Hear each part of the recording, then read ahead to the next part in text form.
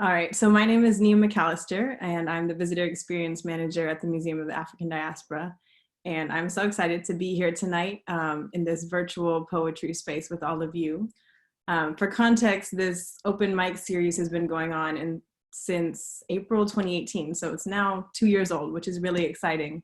And it's really been building an important community here in the Bay Area and San Francisco, being a platform for a lot of Bay Area poets and artists and musicians. And so now that we're in this new period of kind of learning what digital and virtual programming and engagement looks like, it's super exciting that we can actually expand this reach. And so I'm so happy every 2 weeks when we host this to be able to see a lot of my poet friends who have moved outside of the Bay or that I know from different spaces who can actually participate and be in this space with us when previously we all couldn't be sharing in the same way. And so these gatherings make me really happy and just reaffirms the importance of having this creative space for all of us. So just to begin, I'll give folks kind of an overview of what this event looks like. Many of you are joining, you're familiar with the program, but there's some new folks in the space too. So just some of the basic house rules. Everyone is muted at the moment. And we do ask that you keep your microphones on mute while everyone's performing. So when it is your turn to read, feel free to unmute yourself. And though like poetry spaces, it's always important to affirm each other and to respond to each other's pieces. So it's definitely different being on this like virtual space. So I do encourage people to send each other affirmations for the pieces that you hear, or virtually clap or snap, however you want to show our peers in this space that you are connecting with what they share. So please feel free to use the chat feature to type in affirmations, lines that stand out to you, because I think that's important that we can still respond to each other's work in this platform. And so I will, after I do this little intro, I'm gonna post the lineup for tonight. So between each person, I'll introduce the next reader. If for some reason the reader is not in the space, but you join later and I have already called your name, please send me a message directly and I'll make sure that you end up back in the lineup. And I'll be kind of monitoring that throughout the evening as well. And the other thing is just, I want those of you who are like joining us maybe for the first time to know that this is just one of the amazing programs that MOAD is doing during this time. I think it's definitely difficult for a lot of us to be finding art and creativity and connecting in new ways. But I do want to encourage you all to continue showing up for these events and showing up for all the things that MOAD is doing. And so I'll share this at the end again too, but any and all support is definitely welcome. And so there's many ways to give and to donate, both by being here, but also if you are in a position to financially donate, we do appreciate that. And so donations can be made through our website or via phone, and we'll share that information also throughout the program. So with that, those are the basic overviews of the evening. And I'm just really excited to get started tonight. And I'm also really happy that we have an amazing feature, Noel Quiñones, joining us from the East Coast. So we're gonna begin this program this evening with the first half of our open mic readers. Then Noel will do their feature, and then we'll wrap up the event with the rest of our open mic readers. So with that, I'm very excited and happy to have Yeva Johnson join us as our first open mic reader. Welcome, Yeva.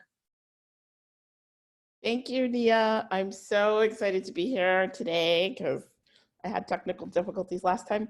I'm going to read two poems, not too long. One is recent and one is old, as I was looking what to do today. And you just reminded me, so I'm going to do what I usually do in open mic, and I brought my flute with me. So I will play two poems and then play.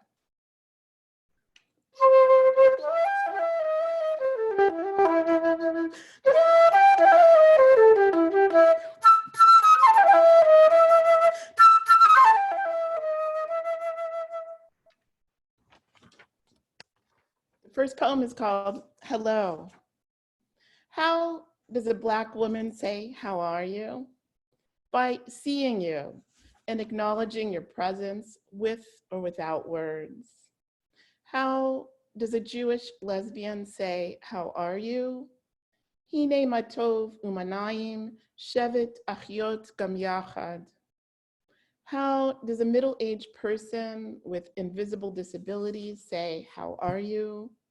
with a smile and eyes that understand? How does a musician say, "How are you?"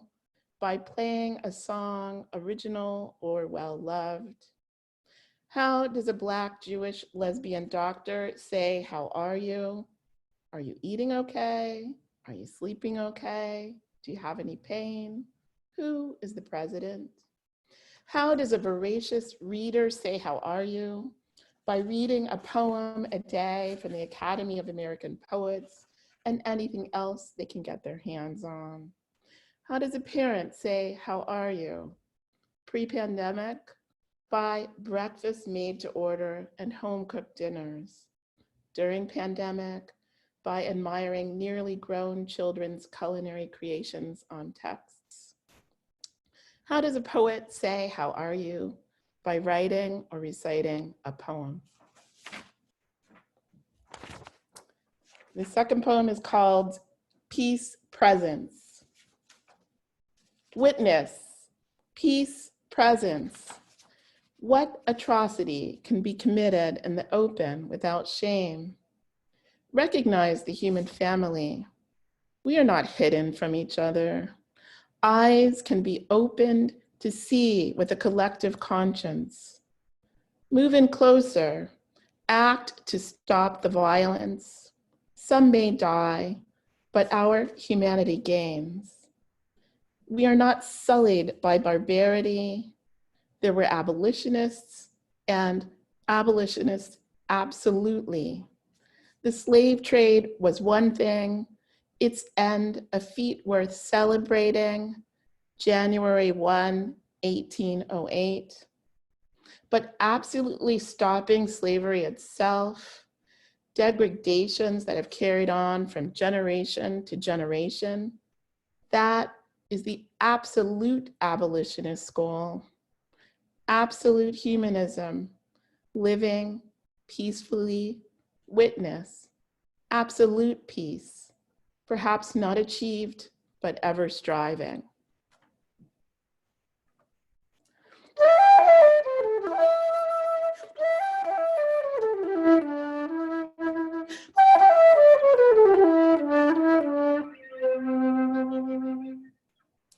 Thank you.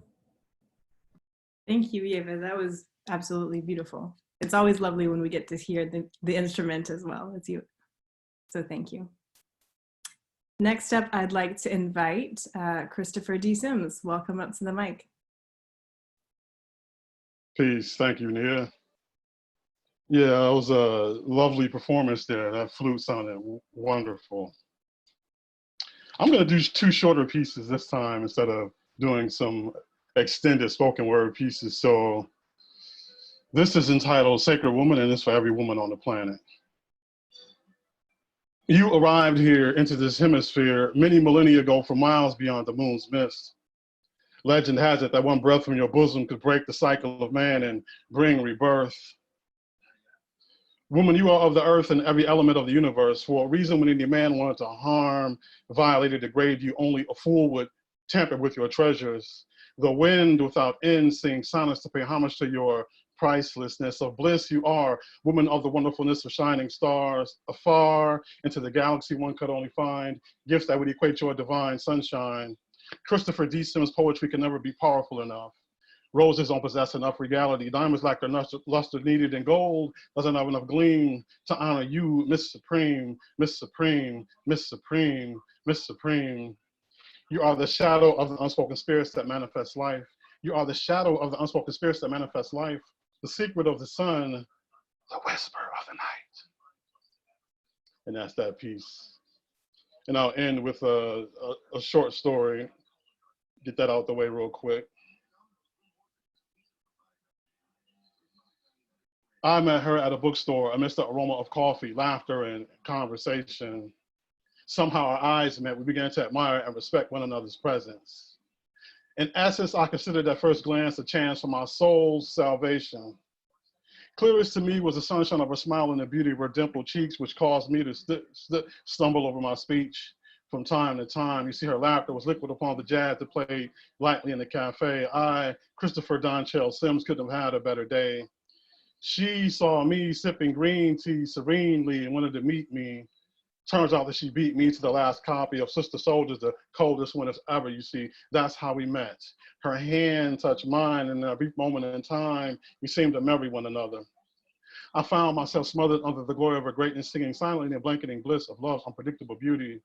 I met her at a bookstore. I met her at a bookstore. I met her at a bookstore, and my life has changed forevermore.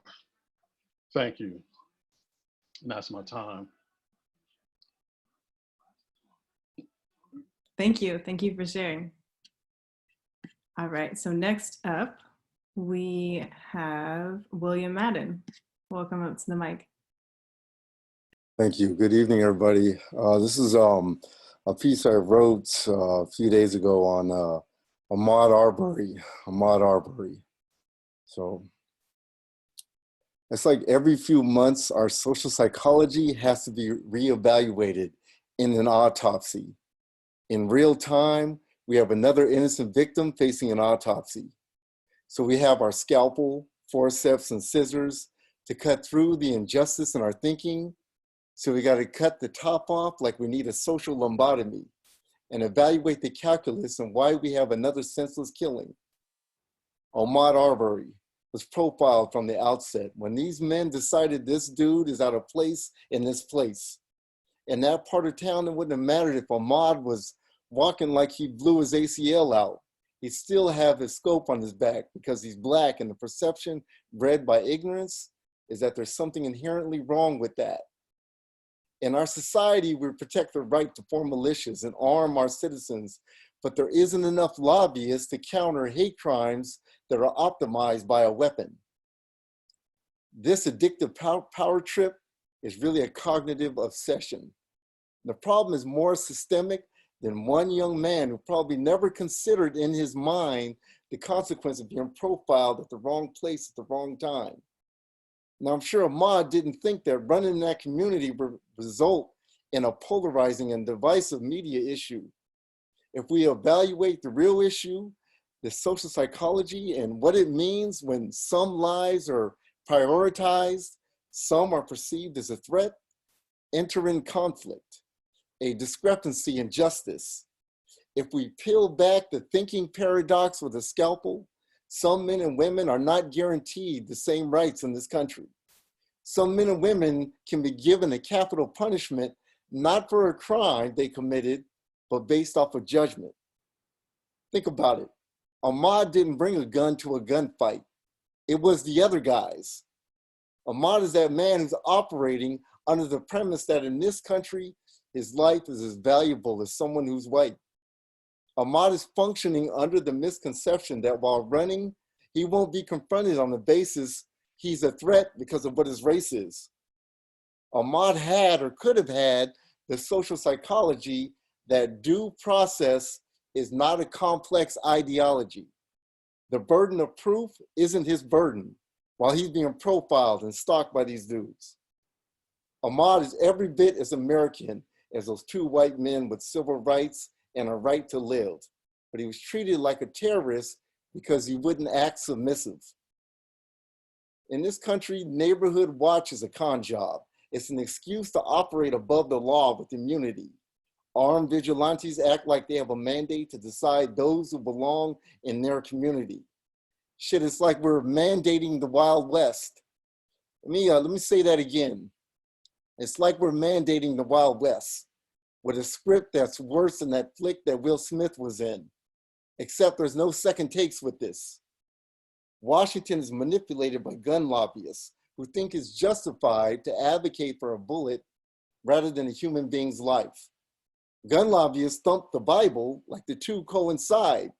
And so that's why we need weapons, because our society is apparently going to hell. So gun lobbyists need to justify weapons because it just so happens that these weapons will make our crime-infested society well.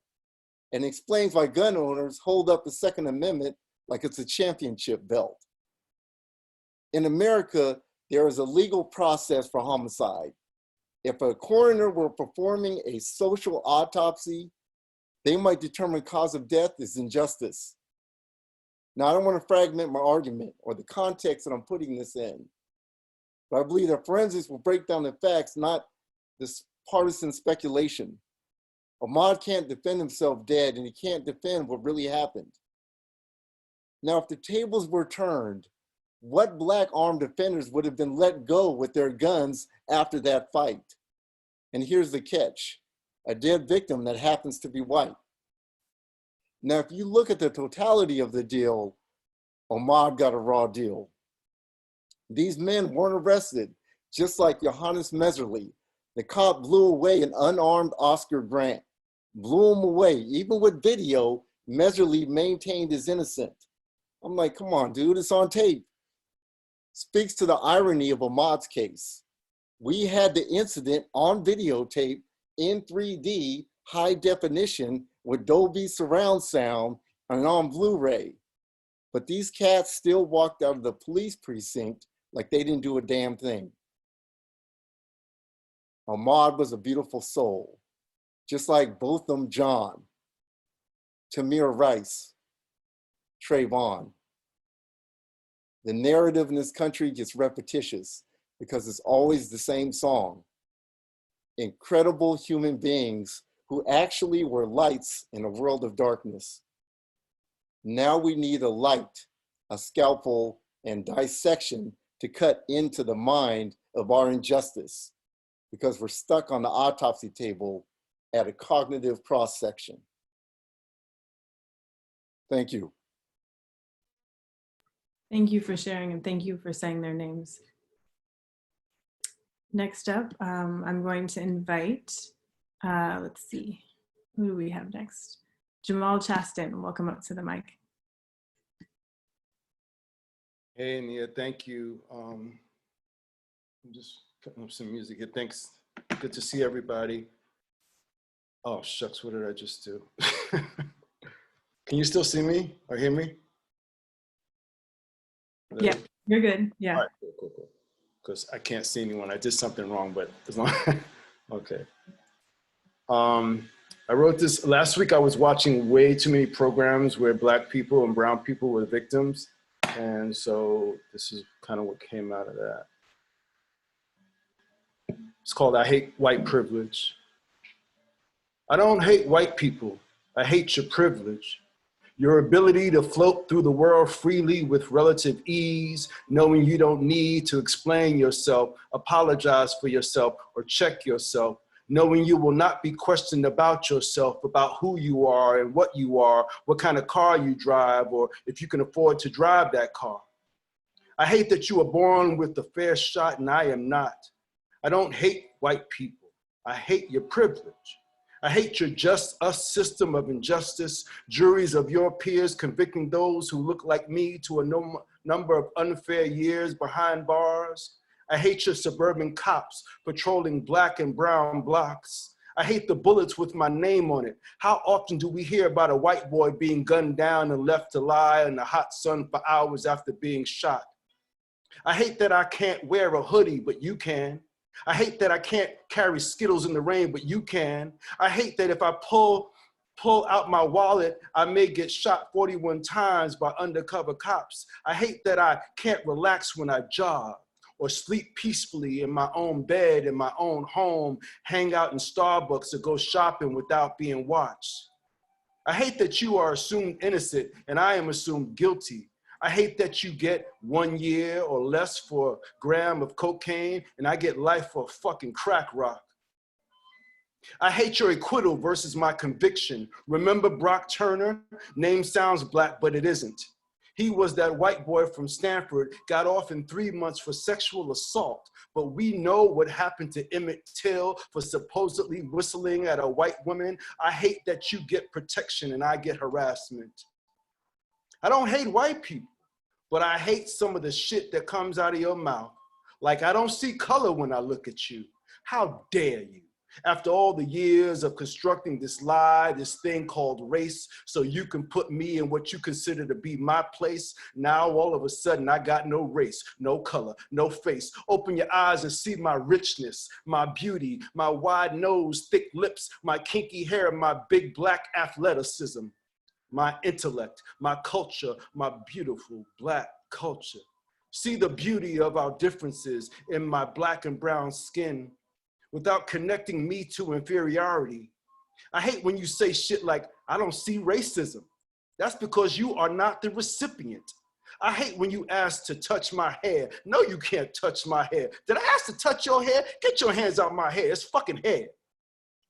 I don't hate white people. I hate the inequities in education, that your rich kids can cheat the line into the Ivy League because you have money that guarantees entry. I hate that white American history is core curriculum and my history as an elective. Really? After we the ones that built this shit? I hate that my children are being suspended at 4 times the rate for the same behavior as white kids. I hate that my son goes to school and gets choked out by a cop, and your son goes to school and gets a timeout. I don't hate white people, but I sure hate your privilege. I hate that some of you don't recognize your privilege as privilege, prescribing to the bootstrap theory that everyone who works hard can get what they want. I hate flesh-colored Band-Aids and ethnic food aisles. What the fuck is ethnic food? I hate that you move into my neighborhood and then tell me what I can and cannot do. I can't play my music. I can't second line. I can't barbecue. I hate when you walk into a room and assign yourself as the expert in the room. I don't hate white people. I hate white privilege.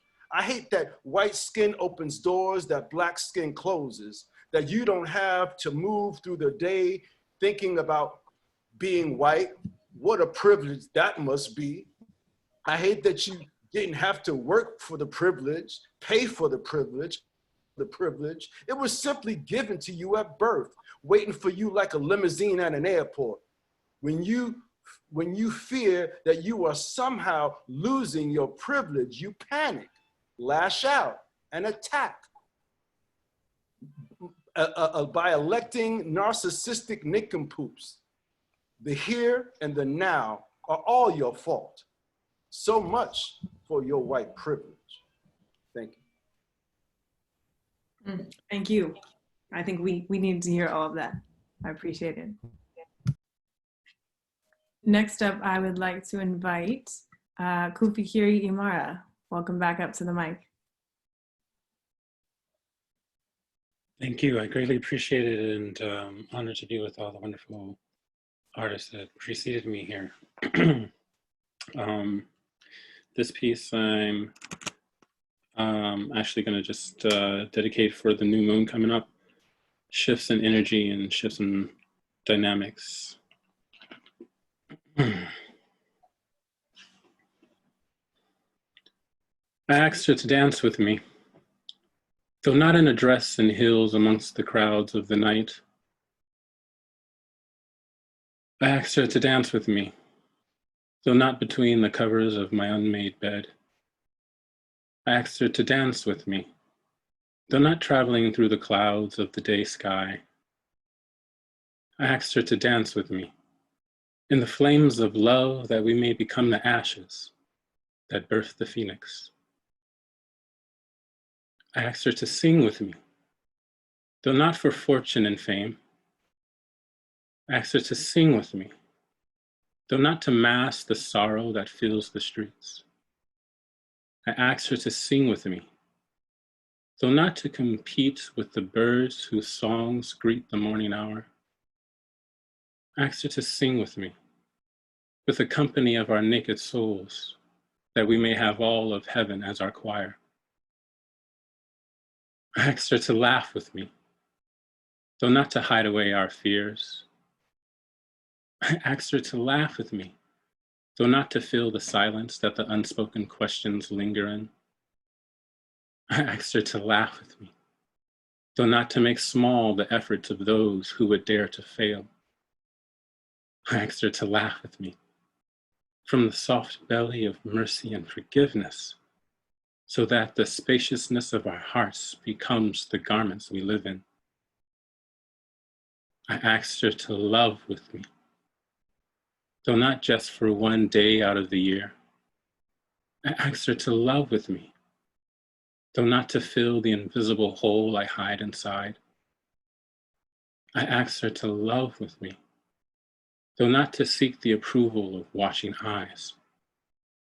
I asked her to love with me and reclaim what we were before time and space were prisoners of gravity, that we may melt into the infinite ocean of light from which all is born.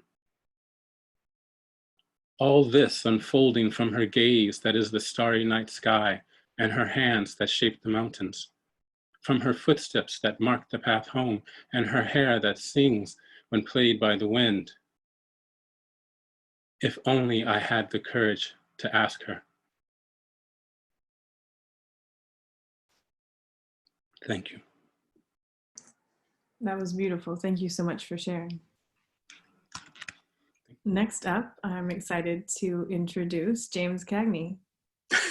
Hey, thank you, Nia, and hey, everybody. I just wanted to read a couple of sections from this longer poem I was writing last month called Vanishing Twin Syndrome. It's about boyhood, friendships, and people that I've lost. Just a couple of sections. Boys eat gravel, spit lit matches, first tattoos of rusted metal, bitter coins of tongued scabs, peeled skin bananaed back into place.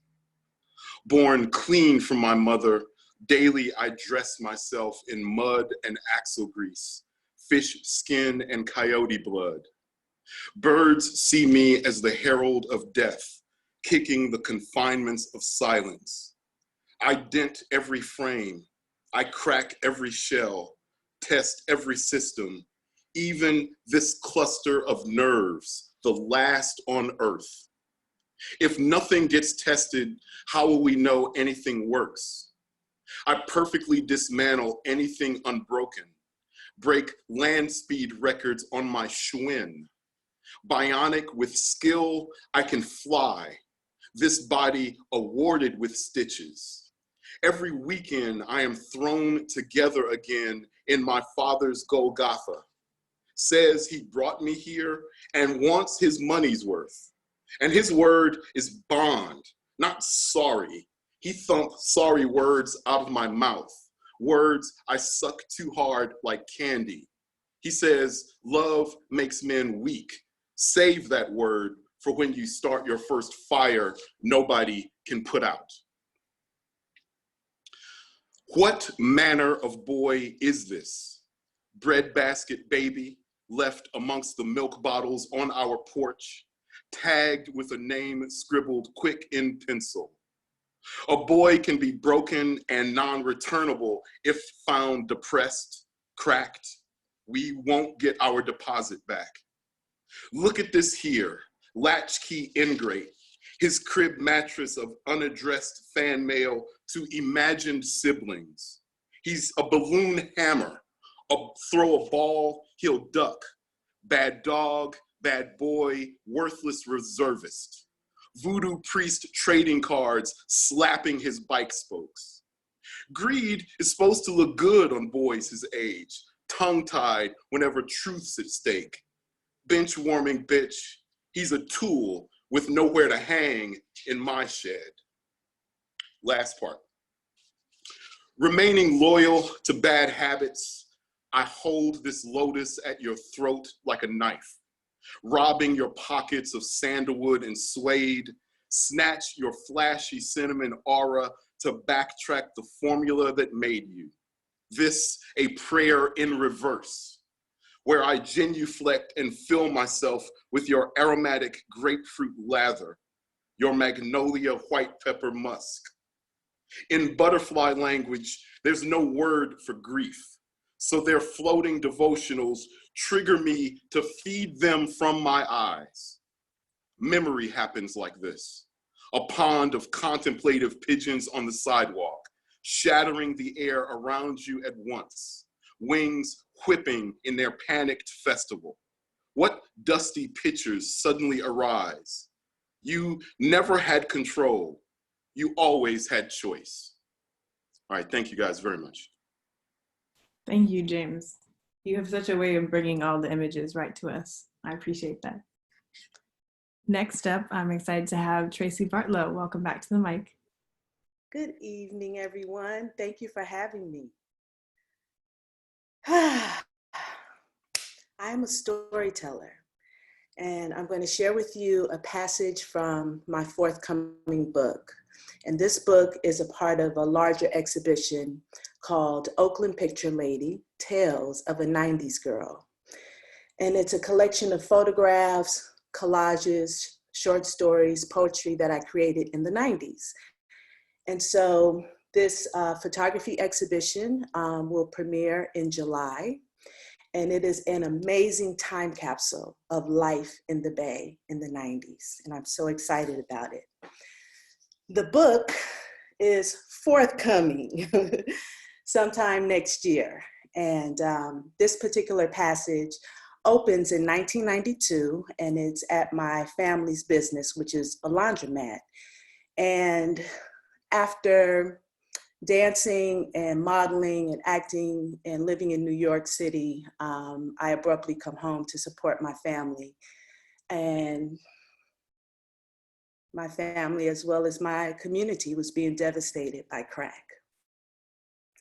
So it is at the wash house I created this photography hustle where I would, I had some 50% off coupons for a 1-hour photo processing, which was a new technology at that time.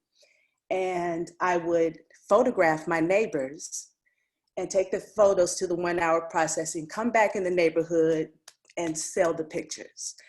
I had no formal training in photography, but as an entertainer, I know headshots, photo shoots, directing, staging. And I'll just show you a few of the photos.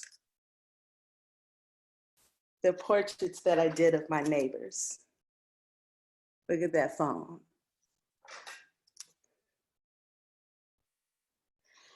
So I would sell these 4x6 images for $2 each. And this passage is something that I wrote in my journal at the wash house in 1992. I once sat on the shores of Monte Carlo, the Mediterranean Sea at my feet. Now I sweep the gutter on 98th Avenue. When I left this neighborhood, set deep in the outskirts of East Oakland, it was through innocent eyes that I saw the world and believed it would welcome me. 19, chasing my dreams with a scholarship to the Alvin Ailey American Dance Center in New York City. I left my mama's house and ventured into the world to find my calling, and in a whirlwind of time, I've been around the world and back home to the ghetto. The wash house sits on the corner of 98th Avenue and Birch Street, on the edge of East Oakland. The gutter is filthy with candy wrappers, soda cans, newspapers, and weeds growing out of cracks. The sidewalk is stained with soda, gum, and dirty mop water. I ask my mother all the time to pour the mop water in the gutter, but she doesn't listen to me and continues to pour it on the sidewalk in front of the door. She doesn't listen to me and runs the business like a third world, always on the verge of closing down, busted ass shack. Anyway, I sweep and feel foolish doing it.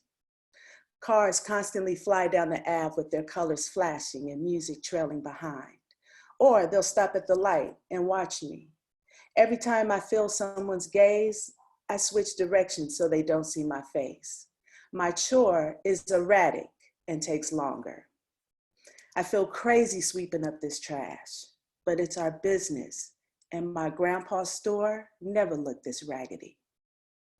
So here I am, the dancer who lights up stages from Oakland to the shores of the Côte d'Azur, to New York City theater and dance clubs. I've strolled the canals of Amsterdam. I felt the Caribbean sun on my skin. And now I'm to the fucking curb on 9/8. Just as I finished sweeping, this dude came out the wash house. His hair is long and straight past his shoulders with tight finger waves like sand dunes parted down the sides of his face. He flashes me a smile and his gold teeth catch the sunlight. He gets in a 68 gold Cutlass Supreme, which I've just finished sweeping around. He starts the engine and music explodes into the morning air. The sounds are rich and soulful and seem to swirl around my face, the back of my neck, and cause me to catch my breath. He speeds off. At that moment, the whole scenario seems too ironic to be true. This nigga is at the next corner and I can still feel the bass of his music inside my body.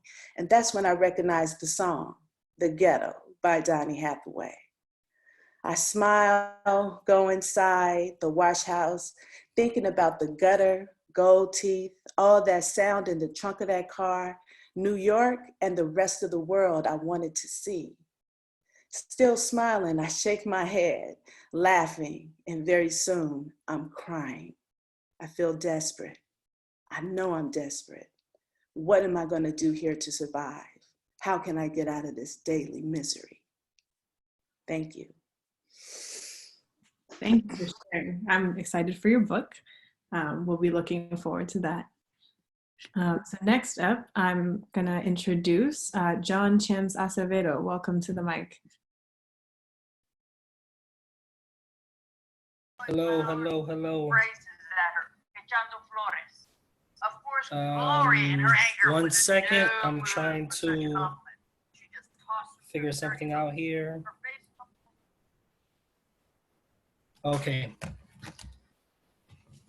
Nia, thank you for having the space. Thank you for allowing me to participate. Grandma's flan. Before we start, we'll need a pot, she'd say in Spanish.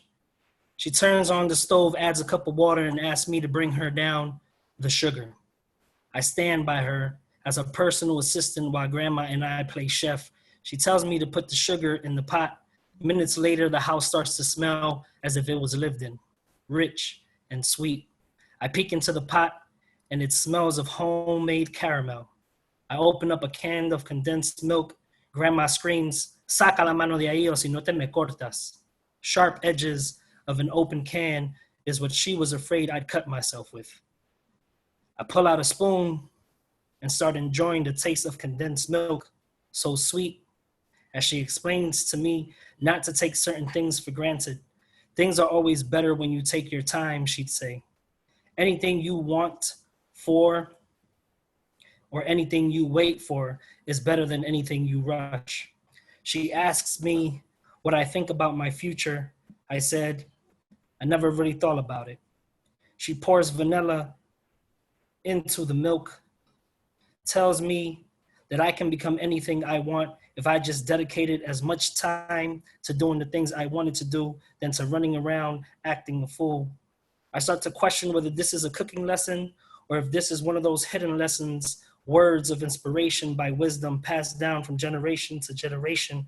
She explains to me how her grandmother taught her mother, who taught her, and she's now teaching me. But then I start to think, if this is a lesson taught to women, what am I doing here? I guess this is what family secrets are all made of. She gives me a hug, tells me that she loves me and that I am a blessing. I wonder if this was a lesson that I will pass down to my children. I grab a plate and she flips the flan upside down on it. Sweet caramel flowing from all sides, and I grab a knife, about to take my piece, and she grabs me by the wrist, advises me that I'm still rushing and to wait for it to cool down because a burnt tongue makes everything taste a little bit funny. I realize that every time I stand over Grandma's shoulder, I'm learning something new. She cuts strawberries, dresses the flan, puts a drizzle of sugar above it. I look at it, a masterpiece Grandma and I have created, and now I don't even want to eat it anymore. I don't even want to touch it. 20 minutes later, we share what we have made with others and the rest of the family. Everybody smiles because they love the taste. I learned something more important and more valuable that day. We don't do things for ourselves. We make things to make others happy. So I have eaten flan many, many times before, but never the way me and Grandma have made it. Thank you. That was beautiful. I like how you called her into this space with us. I appreciate that. Thank you. Next up, we have Aqueila Lewis-Ross. Welcome. Hey, good evening, Miss Nia. Hey, everybody. I actually need folks' help on my poem. It's a poem that's set for the stage, but I want to try to attempt to see if we can do it on Zoom. So basically, I'm going to say, this is for the unheard and unseen, and we're all gonna say, stand up and tell your story. You guys got it? You want folks to unmute or put that in the chat? Let's try to unmute, but if we have some glitches, then we can try something else. You wanna try that, Nia? Sure. Let's do the first time it shows up. We'll try it. If people are comfortable and want to unmute themselves. If it becomes too much, we're gonna go back to everyone being muted, and we'll use the chat for this. Okay. Thank you guys for trying to see if this works. You know, Zoom is the new normal for us performers for a while, so and the stage, I really missed the stage. But anyway, this poem is called Black Lives Matter, and it was performed during Afro Solo. I think it was 2018. I think I did this on the stage in Oakland, or no, at the African American Art and Culture Complex. Okay, Black Lives Matter. This is for the unheard and unseen. Stand up and tell your story. And tell your stories. We'll do it one more time. That was just a practice run. Oh, okay. So I can't, Nia, do you think you could type it in the chat for me? Yes, it's stand up and tell your stories. Yeah. And give a signal with your hand or something. I can. I'm holding my book, actually. We'll try that. If this doesn't work, then we might just have to write it in the chat. Might be a little bit easier. Right. But say it one more time. I was saying we what can is try the it the cue? first time, but it might be easier if we put in the chat. But let's go for it. Put in the chat. So basically, I'm saying this is for the unheard and unseen.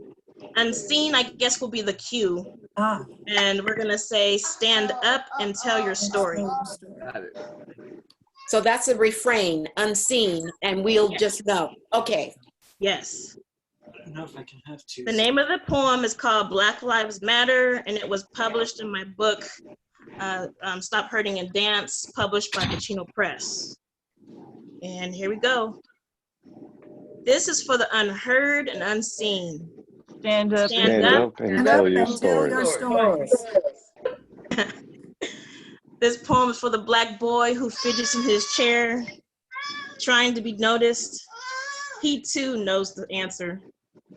For the Black girl who searches to be loved, waiting for her prayers to be answered. For the Black mother raising them on food stamps, waiting on brown bags and child support. For Black men locked up in jails and prisons, locked into a system that doesn't see them. They stay waiting for the day in court. This is for the unheard and unseen. Stand up and tell your story.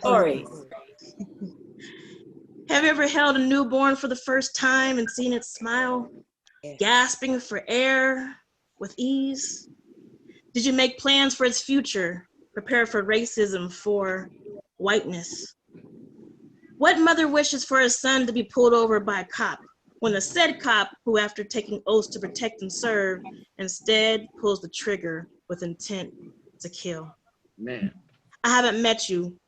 I'm not your mother yet, but my arms are aching to hold you and guide the future prince and king, ruler of abundant nation. This is for the unheard and unseen. Stand up. Stand up and tell your stories. I may not know much. I may not know nothing at all, but I will try to tell you the things that I know and whisper in your ear that your life matters. Give you the medicine that can heal all nations and shield it from disease. I love to watch you dance, goddess, swinging hips from side to side. Take pride in your stride. Take pride in your blackness. No explanation needed. This is my daughter, Michaela. She's not going to it. She's 2. Thank you guys for joining me in that. Blessings to all of you. It's okay, baby. Blessings to all of you. And I pray that the Most High guides you on your journeys in this time, forever, and always. Amen. You can catch my book, Pacino Press. My book, Stop Hurting and Dance.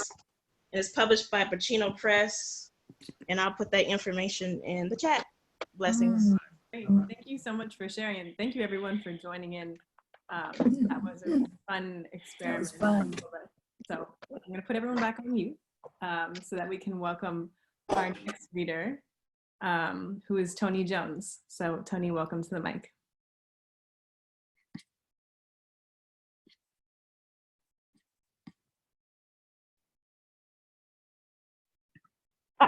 Hi, everybody. All right, thank you so much for opening this space and for making it Zoom for all of us to participate like this, because it isn't. We would love to be able to stay in these spaces, but sometimes we can't always. So I have a piece that comes in 3 small parts. So I'll go ahead and start that. So this first part will read kind of like an advertisement. In a world where introspection is sexy, does sitting alone in a room with a journal and your own thoughts seem like an excuse to stretch out boredom? Tired of the last personality quiz that promised to tell you who you are? Ready for something new and interesting to finally hit the market? Welcome to Fervid Fever, the only intrapersonal dating app. Are you an anger friendly? Is sadness your best friend? Are you and happiness childhood chums? Find out on Fervid Fever today. And this will be a conversation between Fear and one of the characters who she is chatting with. So Fear has this to say: I don't know how much you really want to know. Despite our current technological advances, it is impossible to unremember. It's no pressure. I just wanted you to know that if you ever wanted to talk about anything that was bothering you, even your other partners, you could. Thanks, but no thanks. That offer sounds nicer than it actually is. It is not my intent to be insincere. I know, sweetie. Can I ask you about your exes? This could be like a roadmap, so I don't have to make the same mistakes like they did and ruin this for us. Cute idea, but watching plane after plane after plane after plane crash does not teach you how to fly. It just shows you the billions of ways you could fail, and you will still fail, probably. I don't mean to seem like I don't like talking to you. I just like to be real about stuff like this. People die over this stuff every day. I mean, those planes crash, but some of them fly quite a ways before the crash. I bet some pilots even survived, flew better. It could be fun to fly again. You got a third of my points, but I'm not trying to chase you away, even if I am more right. I don't mind being wrong. I don't mind being wrong. I've done it most of my life. It's important to know ourselves. I've been called clingy, but that is just what emotionally afraid people call a real connection. I believe that. Also, I don't get out much. I stay home to make sure that my Discord and my server are running good. My community needs to know I'm there for them in these confusing times, unlike some people. Also, if you are seeing happiness behind my back, I want to know. Not super fond of her? She's a croissant flake. Is she hot? Yes. Warm? Yes. Yeah, sure, you can, but can you count on her being there for you? About as much as a teen with a secret drinking problem. As long as you know that about her, we will be fine. That's why I'm here, and that is why I'm with you. Thank you, everybody. Thank you for sharing. I love that. All right, next up, we have Norm Madtox. Welcome, Norm.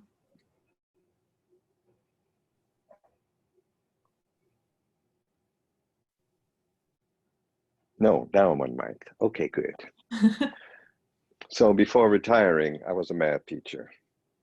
And I know every time I hear, I hear the face when I say I'm a math teacher. But this is my math. This piece and what follows is Negrojebra. Black calculus, number 1. How many faces do I have to wear to be safe in the eyes of those without the melanin that makes us other? Do I smile with teeth, or will it be mistaken for a snarl? Do I have to walk in the middle of the street whistling Vivaldi, or can I walk on the same sidewalk asking myself if it's safe? Black calculus, number 2. How hard do I have to work to be visible in your systems? Walking into the school system, I have to work twice as hard just to be noticed, which made me twice as smart and still invisible. I have to run 3 times as fast to catch up, because in your system, I was born left behind at the back of the line, where your standards fail because I will always be Black. Black calculus, number 3. Where in the world can I be whole when your systems continue to measure me based on your laws and standards, that I am always reduced to simplest form, like numerators and denominators being divided by a common factor? I am as human as you, and yet your patriarchy tells me, do as I say, not as I do. Black calculus, number 4. Will my silence be mistaken for talking back? Will my success be the reason you change the test? Will I be listened to if I have the wrong accent? If I show too much passion, will I be misunderstood again? If I say no, will that be the reason for you to take the safety off? Will you be threatened if I look you in the eye without fear, or mistrust me because I look away in disgust? These are the word problems we try to resolve in my math class. No answers, just actions. Peace. Thank you, Norm. I love that piece. Next up, we have the wonderful Avotcja. Welcome to the virtual mic.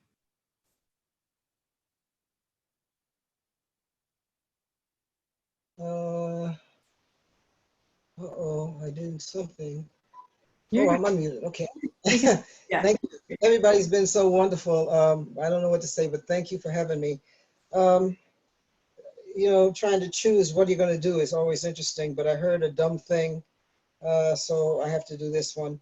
This is a poem that I wrote for my father. My father was a dancer. I'm a daddy's girl. And people playing color games. I was listening to some folks talking about, you know, anyway, somebody being too dark. And my father was very, very dark. And he was also very, very brilliant and a great dancer and very handsome. And so this is for him and for all those folks that know that this color game is stupid. We're born the color we are. You can't be too dark or too light. Poppy was a dancing man. Poppy was 25 shades blacker than midnight. Blue black, they called him. Poppy was a pretty boy, skin so smooth he looked like he was carved out of ebony. Poppy never just walked, he was smooth like his skin, moved like a panther, like the wind, like a well-sung song. Poppy was beautiful to watch, wore his pride like armor, like a weapon, like a shield. In cities designed to make him disappear, he wore his blackness like a badge of honor, moved through the whiter-than-thou madness with the grace of greased lightning, danced his way across stages that tried to bury him in the filth of their fear. Poppy was 25 shades blacker than midnight. The kind of unstoppable black that they couldn't hold back no matter how much they tried. Poppy was untouchable. Even when they tried to get at him by trying to get to me, he danced in their faces, on all their sacred places, and made a joke of their ignorance by stealing their shows on their stages and giving unasked for lessons on the real black power. His unshakable power, our undeniable survival power, Poppy. I say Poppy was 25 shades blacker than midnight. 25 times blacker than was tolerable by terrified white folks, by immaculate Negro jet setters. He had too bad to be so confident, too African looking to be so proud, too loud to be so arrogant, too damn black. Or so they said. But even when black was a never to be spoken word, they couldn't stop his beauty. I mean, like when Poppy smiled, even the wind held its breath. While all the foolish tongues rattled, he danced. He danced and spread his blackness across the whiteness of this stolen land, and he danced and he danced and he danced and he danced and kept holding my hand, held on real tight till I was strong enough to see the light and write this poem. Poppy was 25 shades blacker than midnight, blacker than midnight, blacker than midnight, blacker than midnight. Is it time to do one more, or is that it? I can do one more?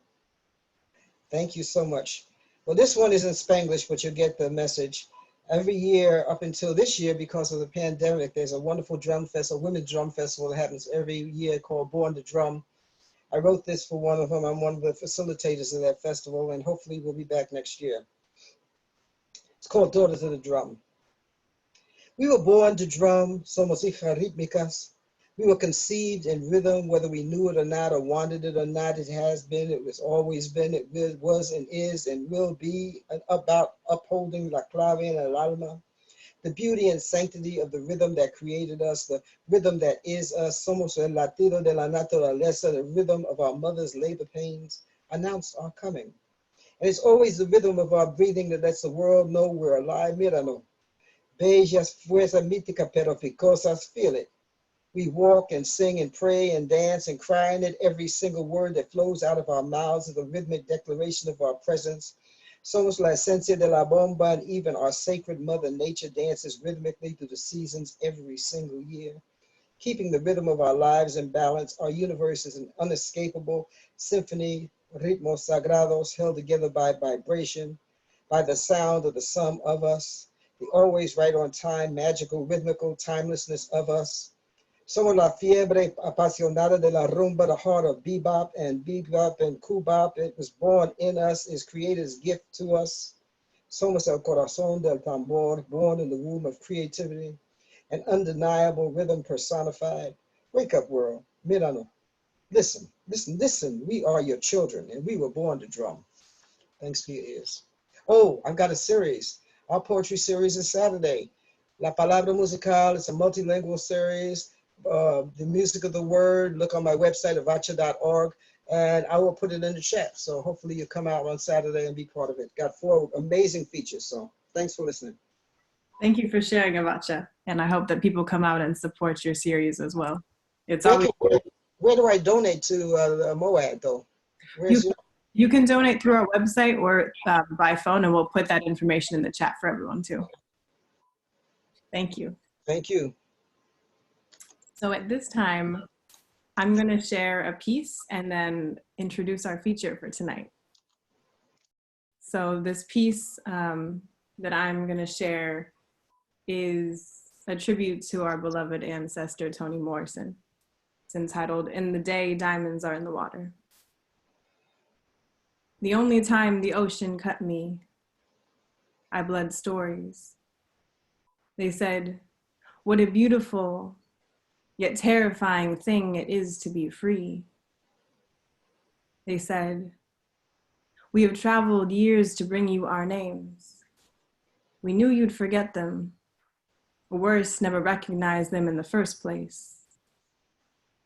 They said, remembering me, unfold your tongue, gather in your hand all the cities your foremothers birthed freedom in, scatter milkweed seeds in the wind, and call us home. So waterlogged and weary, I bandage my wounds with diamonds and rise from a seafoam memory, homebound as it were. I have never been far from the page. How else to learn what moonlight looks like through blue-eyed promises? Oh, but to be Sonia, to be Toni, to be wind in a cotton field scattering marigolds. I wish I knew Arkansas clouds like I do the lines on a palm, like I do the recipe for forgiveness. Joy is memory in the refrain, magic too hopeful to stay hidden.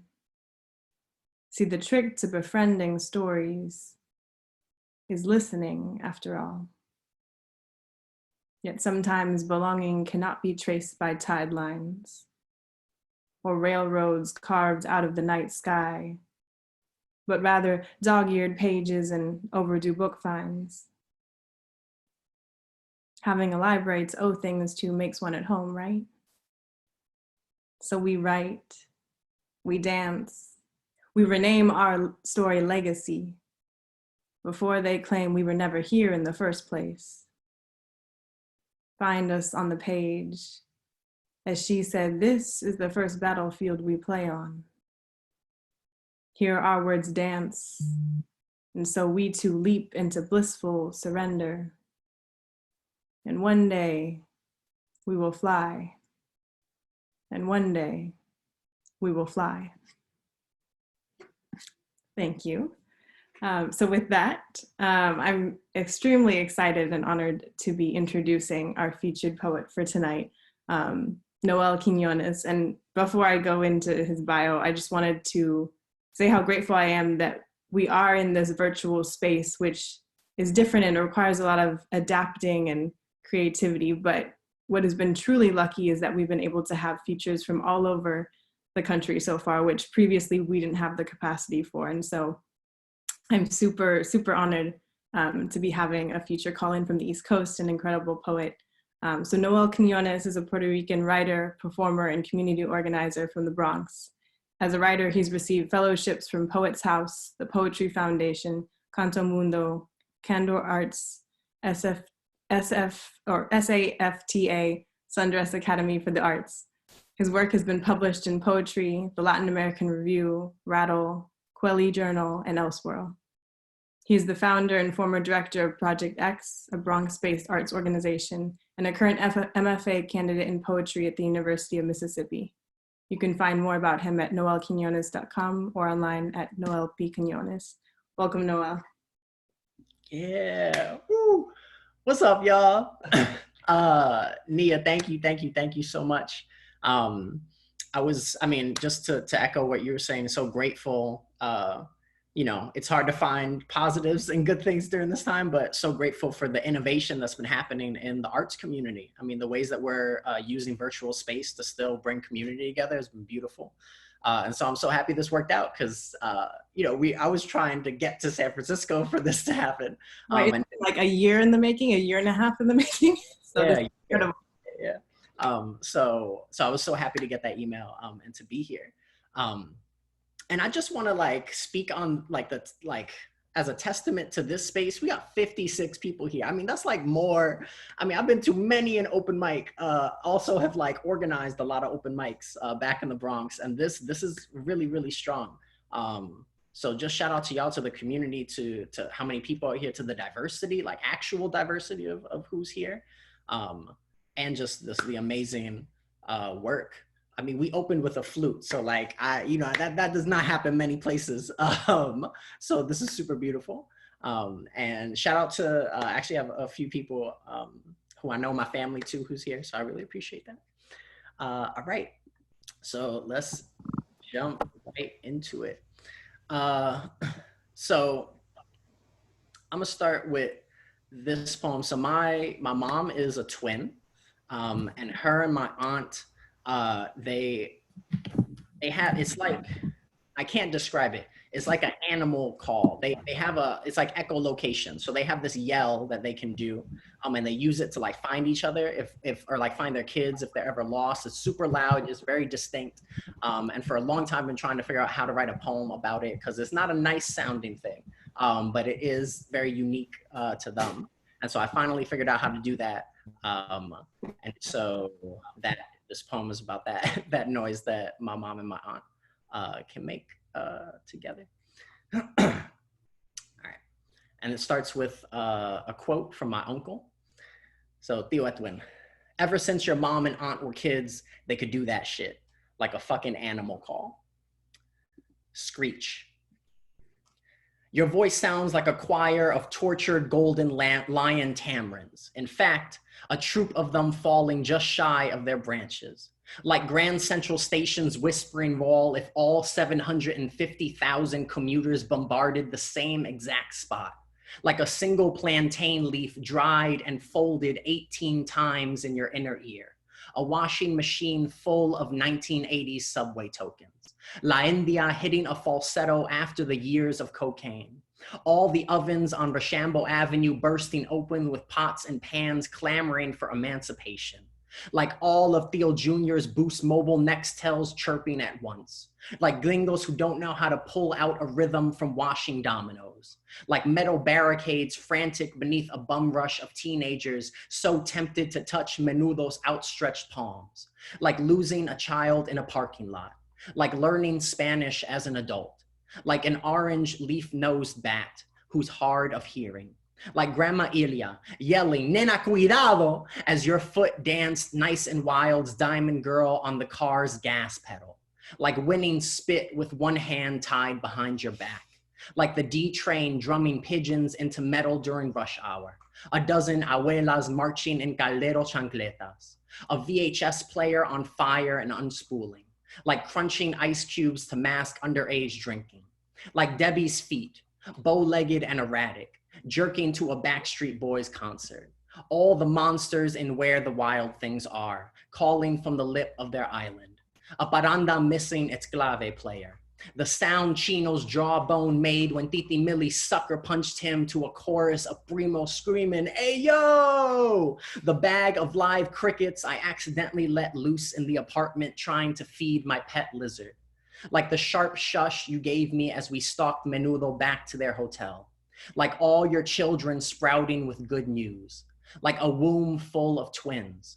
Like coquis comforted by their mirrored canto. The sound you made when I accidentally kicked you in the vagina at 6 years old. Your body crumpled and sharpened at once. Like when you said, it's not a call, it's a demand. Thanks, y'all. Shout out to my roommate snapping right next to me. All right. Ooh, and I should have set my timer. I'm notoriously bad at keeping time, so. Thanks. Whew, coming for me. So I'm gonna keep this right now. Boom. All right. So let's keep it going. All right. So I think as Nia said it in my bio, I just finished my first year of grad school. I'm in the master's program in poetry in Mississippi, which is different than New York City, if you can imagine. So that's been a little rough, but it's given me time to write a lot and write a lot of stories that I wanted to tell. And so these poems are kind of all over the place, but it's everything that I've written kind of from this year, which is really means a lot to me. So some background, I have an allergy to dairy, to milk, and a bunch of other things. And most people are like, oh, wow, that sucks. You probably have to, use the bathroom a lot. But it is a deathly allergy. So if I come into contact with milk, I die, which is way more fun than going to the bathroom. So this is a poem about that and what happens, which is called a fixed anaphylaxis, which is like when your throat closes. So the name of the poem is anaphylaxis. And it's about just how hard it is to like have a kid who like can die from things that everyone loves. So this is also for my father, who's listening on the Zoom. Anaphylaxis. 1. At 4 years old, your father reminds you you know nothing. You are allergic to dairy, tree nuts, pollen, dust mites, cherries, grass, pet dander, apple skins. At Montefiore Hospital, the nurses know your name. They call your parents the incompetent ones when they leave the room. You learn how to read all 12 alternative words for dairy on ingredients list. Your mother teaches you how to stab yourself so the adrenaline won't be obstructed. The EpiPen has an orange injector indicating where the needle is. This is now your favorite color. 2. You are 5 years old wearing a Michelangelo Ninja Turtle costume. You sit under grandpa's lazy boy, quarantined from your cousins who create small hills of empty Snickers, Reese's, and Hershey wrappers. Angel places one in the green fabric of your hand and winks at you. Enjoy, kid. A caterpillar begins slinking around and around your throat as if drawing a circle. You lovingly call it Mr. Tingling. Your father has moved out by now, but is suddenly at the door. He makes a path with just his voice. The caterpillar grows. You claw at your traitorous mouth. You are envious of your father's lungs, pumping against yours. Your eyesight gives out at East 210th Street. Your father is a faraway chorus of no, no, no, as if afraid of completing your name. At the entrance to the emergency room, your heart stops beating. When you wake, the doctor says, you had 15 minutes to get here, Richard. You made it in 14. 3. You are 14 years old and a clumsy oracle. McFlurries take 10 seconds, Kit Kats about 15, a bottle of Yoo-Hoo is instant. At the age when stubbornness is lethal, you barter for everyone else's joy. Faint and Benadryl addicted for just a minute of taste. All it took was hearing it a dozen times. If I was you, I would just kill myself. 4. You are 24 years old. On your first date, you would have asked, have you gotten genetic testing done? They would have stared until you followed up with, for prevailing illnesses. You want your partner's genes to kill yours. You do not want a faulty child. You often think of the simple comedy of your suicide. A body so utterly incompetent it sees everything as reason for expulsion. That night you wake from a nightmare, just one repeating scene. A toddler's eyes tracking the slight dusting of almonds in the air. Your parents had a singular obsession. You wonder what they dreamed of as they took turns sitting at your bedside. 5. You are 26 years old. You fake gag, playfully clutching your throat. Your father's tone cuts through the restaurant's hustle. Sangano, this is not a joke, Noel.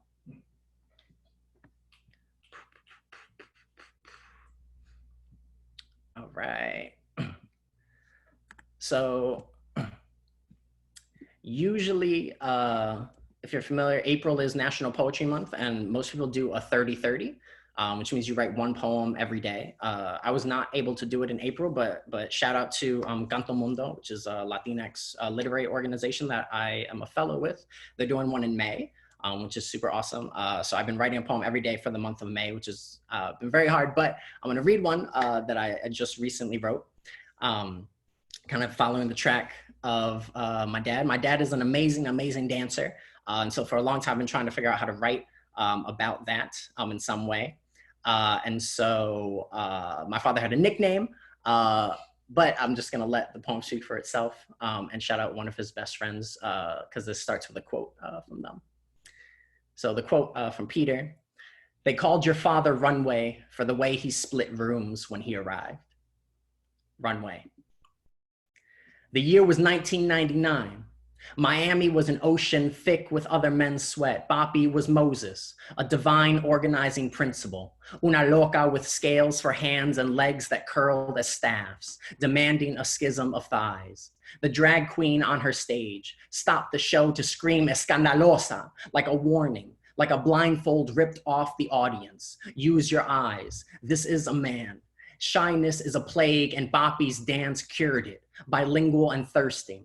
each hip a serving, a ledge for the wings, peacock-like, the algorithm of feet, the walkway pressed into an arrow. Do you follow me? My father was a conductor, a wind built around a pirouette, proof of gravity, and the reason salsa was created. Such few innovations get to see their work translated so miraculously. He came out before anyone else expected him to. They called him a bundle of sticks bound for fuel, but all he needed was a God to make him legible. Thanks, y'all. All right. So where do I want to go now? I'm in a really good place. I have so many poems that I've written recently, which makes me really happy.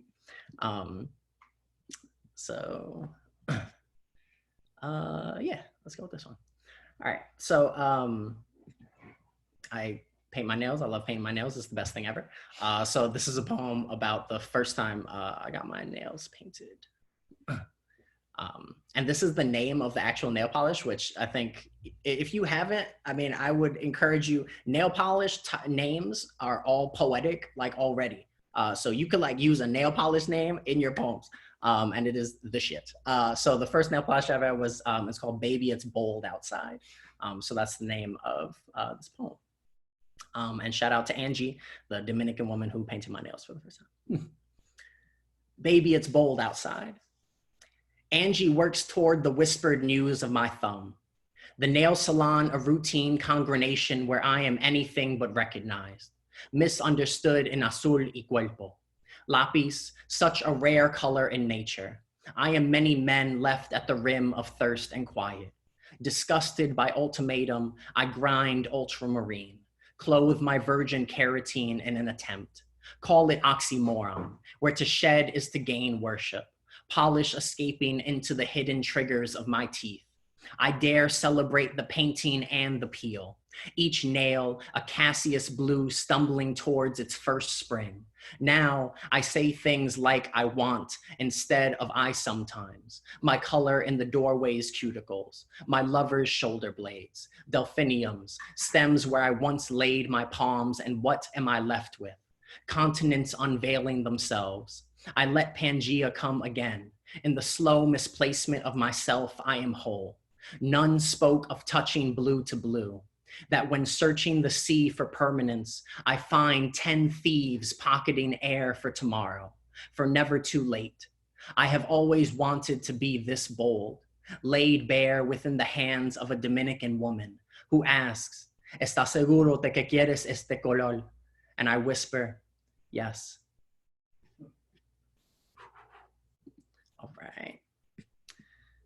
So, I put this little thingy together just in case you wanted to like follow me or, you know, see what I'm up to and things like that. Also, I mean, only if you're able, like, I know times are rough for artists right now, but Venmo and Cash App if you can. And I also just wanted to shout out to, as Nia mentioned in my bio, I'm very much about this community spaces, community work. So I started an arts organization in the Bronx called Project X. We are in our 4th year. Obviously, because I moved for school, I'm no longer there and working with them, but I always try to plug them because they do monthly workshops, open mics, slams for the community, for the Bronx, for all its artists. And so if you want to just check them out and support them, I would really appreciate that too. Thanks, y'all. All right. So I'm gonna keep it pushing. Oh, thank you, Nia. Yeah. Oh yeah, I should probably put that in the chat. That would be helpful. And type it all out in the chat for us. Thank you. Yeah. All right. I will get to that. Cool. So I'm gonna keep it pushing. Can't wait. This is my first time reading. Well, actually, this is my first time reading a few of these poems out loud, which is super exciting. But this one, it's a little long, but I really want to share it with y'all.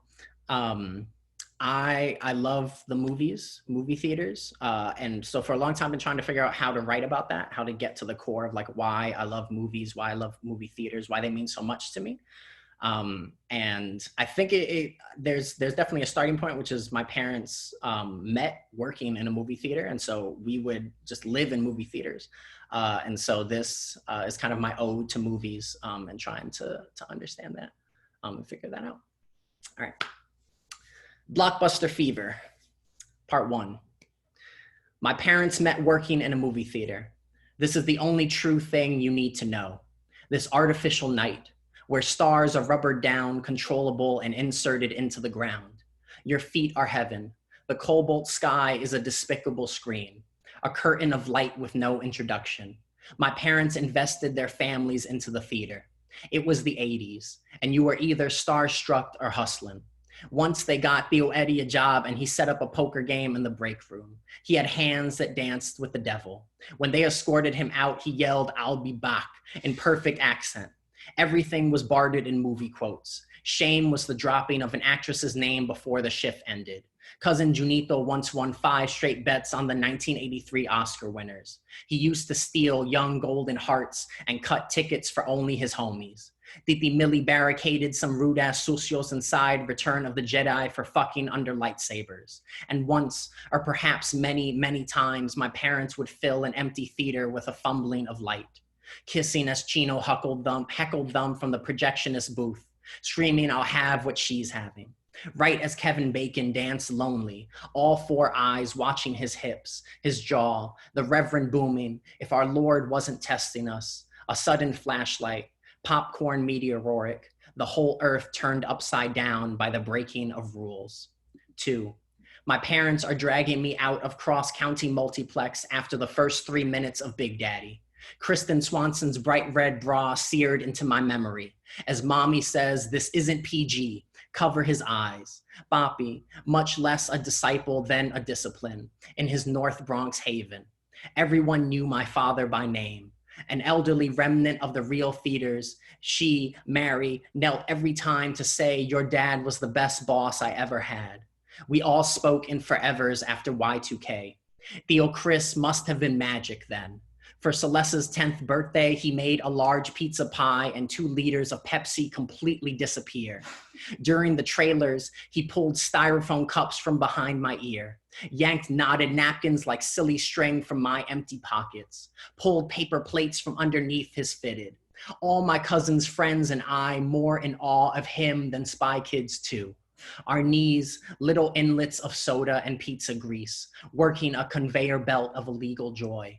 His thick hand teeter-tottering on my shoulder as he whispered, "That's how it's done, kid." 3, that unforgettable summer when Boppy, Grandma Celeste, and I went to see White Chicks at Bay Plaza, and our chests shook like wind chimes, and our hips bent the red cushioned seats into the letters of our laughter, and our eyes broke as levees forced to land, a flood not seen again even at Titi Millie's funeral. As Grandma leaned her chin to my forehead, whispered her first curse into my ear, "This shit is funny, Nene." The way you can tell a theater in the hood from a theater anywhere else. A sacred raucous of the communal, crescendo of giggles into a sudden river of hyena tongues. To live and die in this sound, the steady love of a joke propelling off the midnight walls. 4, Netflix fucked everything up. 5, there is nothing like a blockbuster trip. Nothing like the clockwork of our bickering, the looping again and again of a nostalgic bounty, returning to its center to argue over the bundles of DVDs whittled down always in his favor. My father, a connoisseur of the classics, VHS box sets of Indiana Jones and James Bond, men who didn't take no for an answer, mommy who worshiped men like Tom Hanks, but never wanted to think too hard about it, a lineage of escape playing Catch Me If You Can, to look our fiction in the eye and say there was worth a sacrifice or 2. 6, my parents' marriage is my favorite movie. I binged this illegal devotion, to know the ending but still buy into the stars, every sensation a secret, each fumbling amplified by an attempt. Love 1,000 promises toward a possibility, betting everyone on the trailers, this place of dreaming and damning, all the scripts I've written to their story, all the faces I've replaced with theirs, the only time they reminisce with a smile, a ticket stub slowly splitting between their fingers. All right, come on, all right. think I got time for one more. Oh, okay, cute. Thanks. I think that was Chance. Thanks, Chance. All right. I'm just gonna end with this poem. So this is from my mom.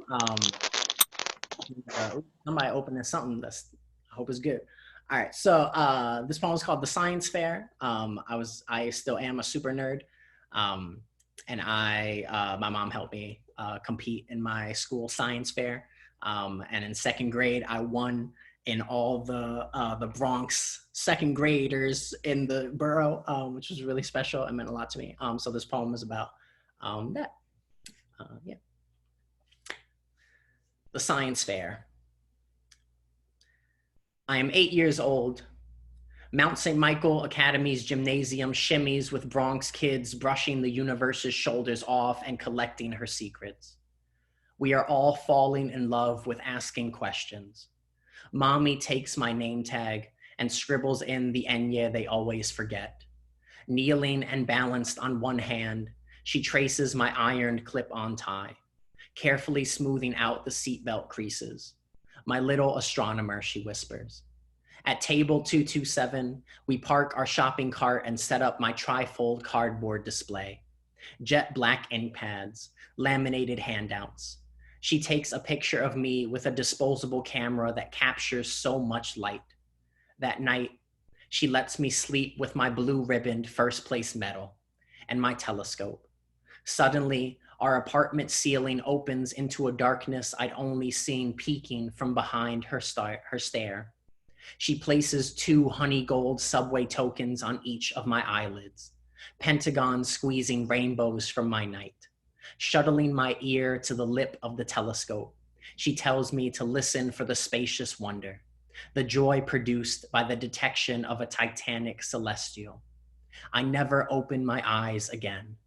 My bed becomes a space shuttle, plastic and foam bending at light speed. She says this is not music, and neither are we, dancing like Wanbobos to the vacuum of space. But all movement has a signature. If you wanted to follow it, she says, I would take you there. I would take you anywhere. Thanks so much, y'all. Thank you. Thank you so much. Yeah, I'm gonna just type out my stuff right here. Also, I always forget to do this, but I have a little chat. I actually only have 2 copies of this chapbook left. I also have broadsides, which are like single poems on really nice paper. If you go to my Instagram or Facebook, it'll tell you like how to send your address and some funds, and I can send that to you. But thank you to everybody. I'm excited for the second half of the readers, and shout out to the first half of the readers. Thanks, y'all. Thank you, Noel. And yes, please put your information in the chat so people can support and find more and find your chapbook. I appreciated all that you shared, and I'm so happy that we were finally able to make this happen. This means a lot to me. It's been a wonderful space, and so yeah, it's been great. So to kick off, thank you, Noel. To kick off our second half, I'm excited to invite Josiah Luis Alderete up to the mic. Just in time. Josiah is actually about to go host another open mic at 8 p.m. So if people are interested in doing an open mic marathon tonight, Josiah is the host of Speaking Ashelo with Nomadic Press. Yeah. Welcome, Josiah. Gracias, Nia. Gracias. What's up, familia? Yeah, like Nia said, if you still got a Poetry Jones after the MOAD, por favorcito, hop on to the Speaking Ashelo reading, because it's going to start at 8, and it's actually a very special benefit for Calma, which is an immigrant advocacy group here in the East Bay that helps out asylum-seeking familias and helps them get situated and whatnot. So it's going to be a benefit, and Ingrid Rosas Contreras, the great Colombian writer, is one of the features, as well as Joseph Rios. So please come on through after this. All right. This poem was requested, so I'm going to read it. This is, I think, what us Spanglish speakers are actually really trying to say. It's called First Generation Decolonized Bilinguista. Listen carefully. You have to blur your voz, mi gente. These days, we have to be mindful and we have to make the distinction that our mispronunciations are not their mispronunciations. Because you see, it is a completely diferente thing to mispronounce something because you're trying to colonize it than to mispronounce something because you're trying to get back to it. So in order to counter all that colonized desmadre that's going on, talk with a mouth full of abuelas. Talk out of the side of your mouth that does not speak English or Spanish. If you can get an ancestor of yours to mumble, I would definitely encourage that. Shout inside your rib cage so that the espíritus can hear the echo and find their way back here, so that they can know what kind of place we are in, so that they can know which dirección we are going. Mi gente, every day, mi gente, practice slurring the words that they have given us. Try to smudge their meaning as much as you can. You're really trying to get a tone that allows you to speak to one familia's bone after another, so that eventually you'll have the entire esqueleto in front of you. And without a doubt, it will understand what you're saying.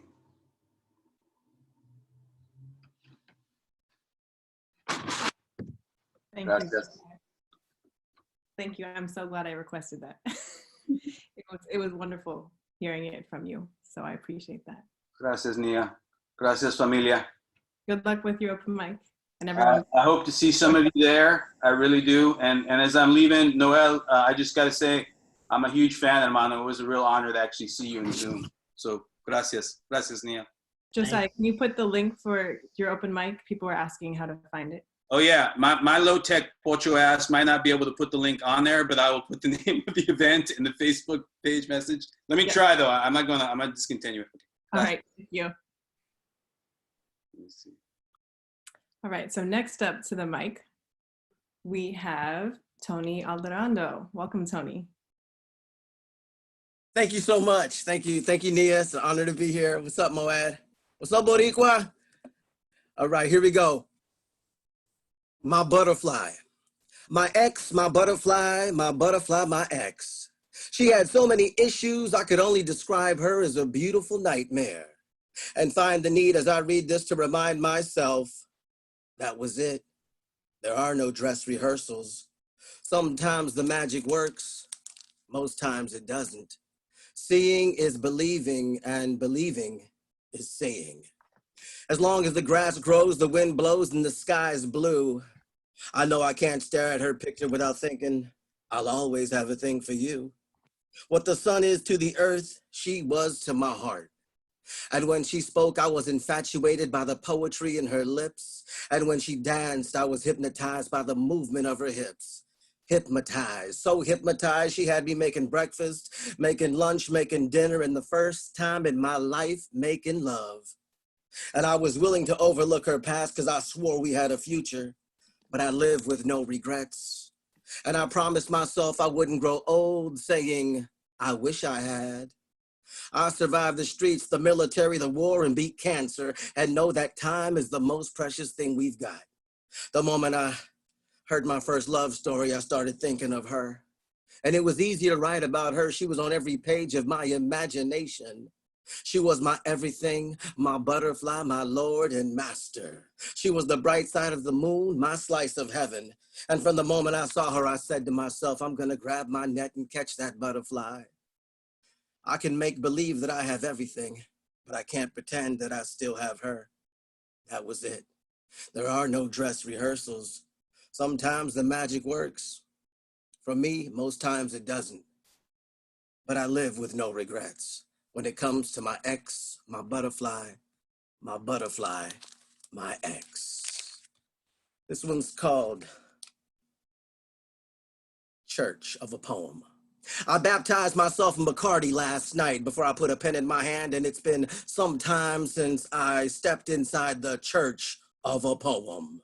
And I'll tell you that baptism Bacardi had me feeling some kind of way. I felt like I was balancing on a high wire.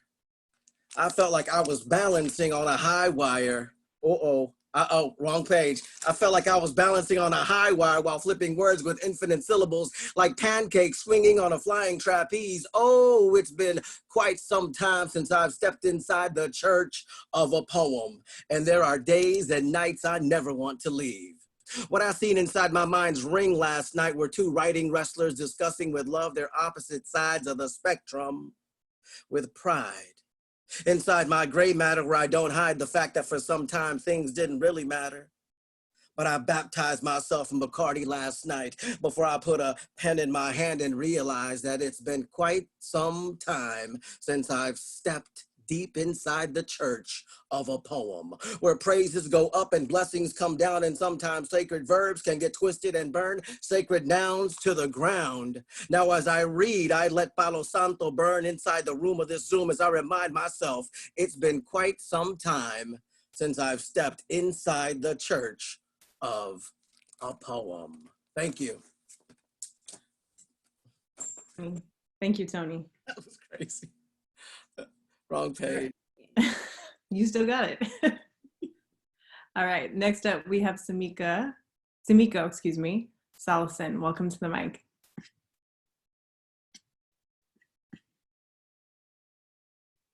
Let's see.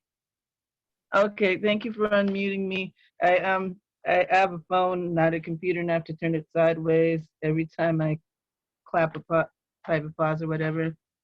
Okay. This is called Killer Romance. People love, you know. We do love untrue love, and there are puppies and kittens, chubby babies who didn't have bows and arrows, all trivialized in February. That was my grandpa's birthday, because they are now iconic representations of an infatuation more impure than the sweet-smelling rose we chose to kill to represent incense, sickly sweet. I have allergies. It makes me sick. It reeks like a grape-labored cigarillo, and I know that you know when it lies. I love the natural look of love, you know, the way it is.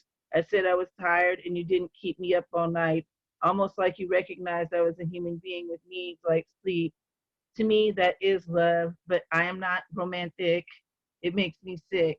Like if sex is good, you don't always have to talk about it. You're too busy doing it. And love is like that. If you do love, true love, not just constantly hot new love, it's real. Like a kitten, not a card. Like a baby, not a cupid. Like a grandpa, not a holiday. Like a real live rose bush. It lives because you tend it like a garden. I water my garden. I don't just write poems to it. And then I had some other really short ones that are zombie haikus. Zombie haiku. Since I've been dead, I've hungered for your brains. Words escape me. Arg. The look in your eyes, deeply the look in your eyes, deeply passionate lips, eaten by maggots. Okay, that's probably enough. Thank you. Thank you. I've never heard a zombie haiku before. So. I have tons of those. Thank you for sharing. Thank you. All right, next up, we have Kimmy Sugioka. Welcome, Kimmy. Thank you. Thank you very much. I have 3 short poems I'd like to read to you.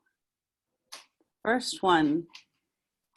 It's not as easy as we think, sheltering in place with ourselves, remembering every flawed and guided misstep we ever made.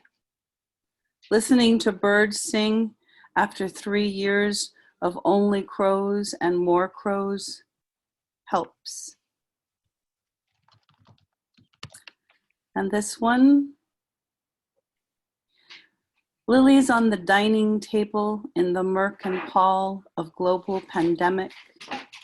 The harvester of lilies wipes his brow, wonders how long he will be allowed to gather flowers for a few dollars pay before sickness, starvation, or ice drive him away. How can we trust in the beauty of lilies? And finally, in the process of grieving for a 20-year-old girl who OD'd and died today, as a close family friend. This is called Swallowing Rubies. It is a time of letting go, holding on, cherishing, regretting, remembering without judgment and scrutiny. The tears, scars, answered and unanswered passions and prayers, a reliquary stuffed into shoeboxes, stored under beds, hope chests, in the furthest corners of closets, too full to open. Love is a strange garment, arranged in folds too densely gathered, to illumine, too rich in hue to squander in the light, but is sometimes understood in the breath that catches in the throat on tender hooks, painful and precious as swallowing rubies. Thank you. Those were beautiful. Thank you, Kimmy. And thank you for being here in this space. And again, sending love to you and your family. Next up to the mic, I would like to invite Nanette Dietz. Welcome. Thank you. Am I ready to read? Yes, we can see you. Okay, great. I'm going to start with a poem that I wrote a long time ago. It's what we call, in my language, a memorial poem. It's to my own grandfather, my mother's father, who passed in 1974. So I'm going to read it in English, and then I'm going to read a little of it in Dakota, which is what my grandfather's tribe. We're from Crow Creek, South Dakota originally. So I'll read it in English, and then just a little bit in my own language, just because I like to hear it, and it's very lonely when I don't hear it at all. And I don't get to hear it often. This is called In Memory of Kenneth James Bradley, Iron Eagle, who took his spirit walk March 24, 1976. Wo'okiksuye, Kenneth James Bradley, Iron Eagle. Wanagi Omanikage, March 26, 1976. I live on an island now, surrounded by the sounds of water, songbirds, red-tailed hawk, blue heron, egret, blue jay, and crow. Here is where I deny urban reality, this new world. My relatives taught me early the trick to Indian survival, how to make the square a circle, how to make concrete, cars, and pain disappear. They taught us how to look at our land and see it as it was 529 years ago.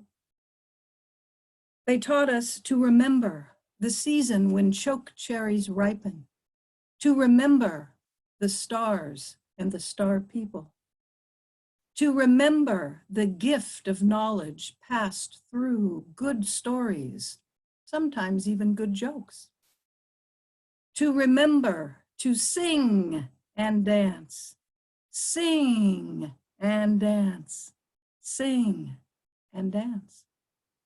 Mixed race woman, mixed race man, caught in the gauze between two worlds, our mind and senses the only means of escape. But scar tissue lays thick and deep.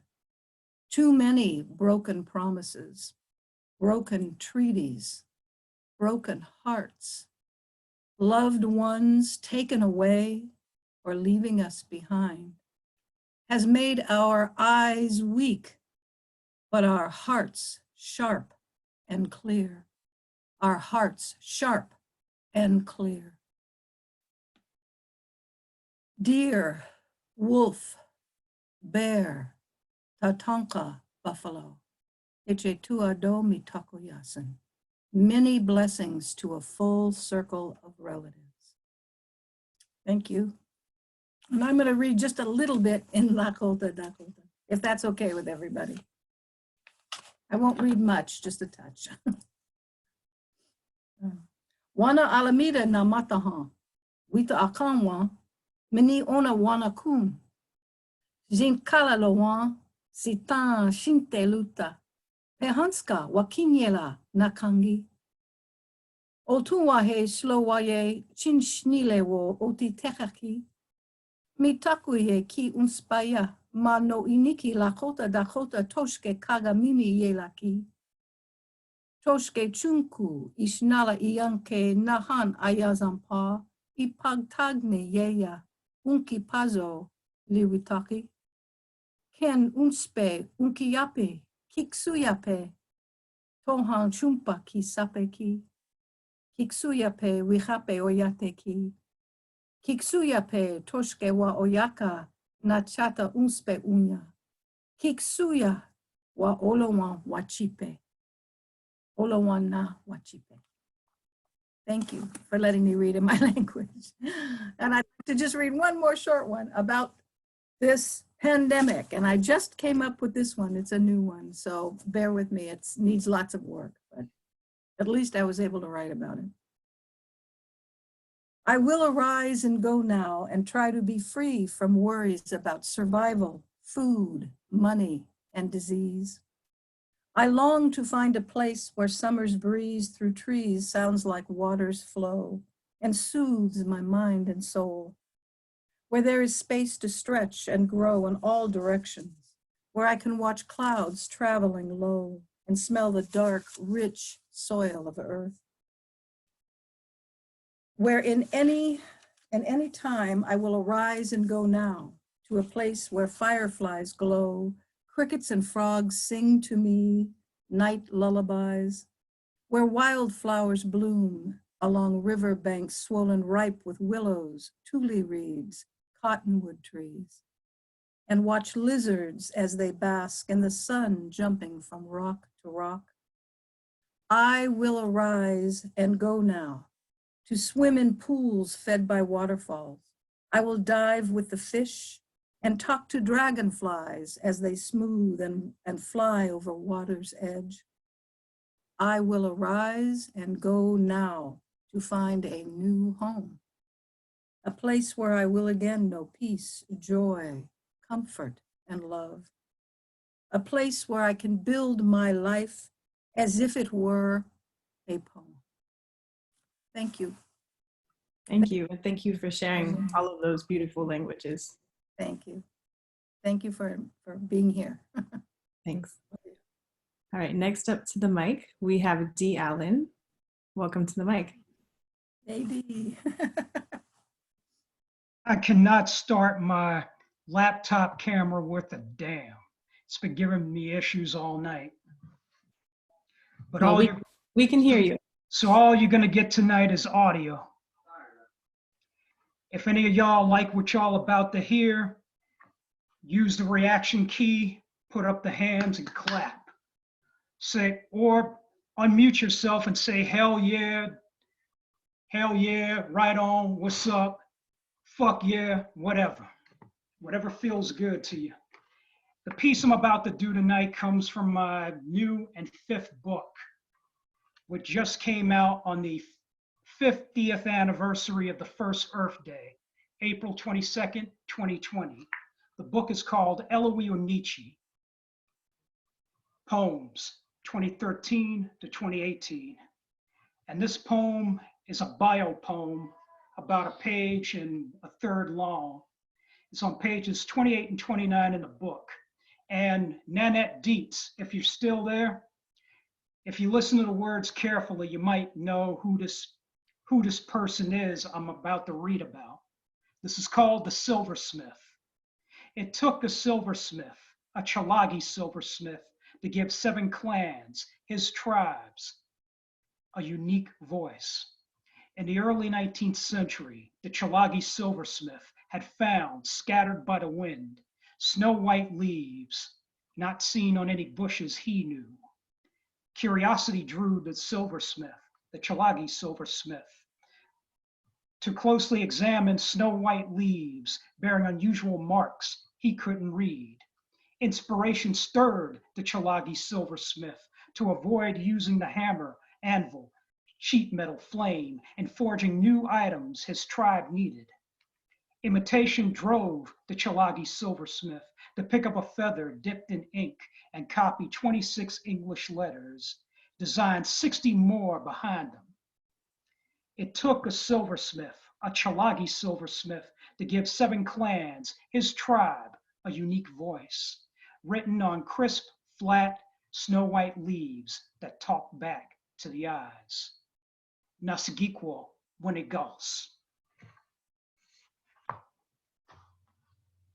And that poem was called The Silversmith, my little bio poem on the life achievements of one Sequoia, the man who invented the 86 character language of my ancestral people, the Chalagi Nation, or otherwise known as the Cherokee tribe. And that poem comes from pages 28 and 29 of Eloise Nietzsche, now available from Conviction to Change Publishing. From this computer mic to your ears, I'm D. Allen. Thanks for listening. Happy Notorious B.I.G. Day. Seriously, it's his birthday today. Thank you, Dee. Thank you for sharing. And if you can share in the chat where people can find the book, that would be great. Thank you.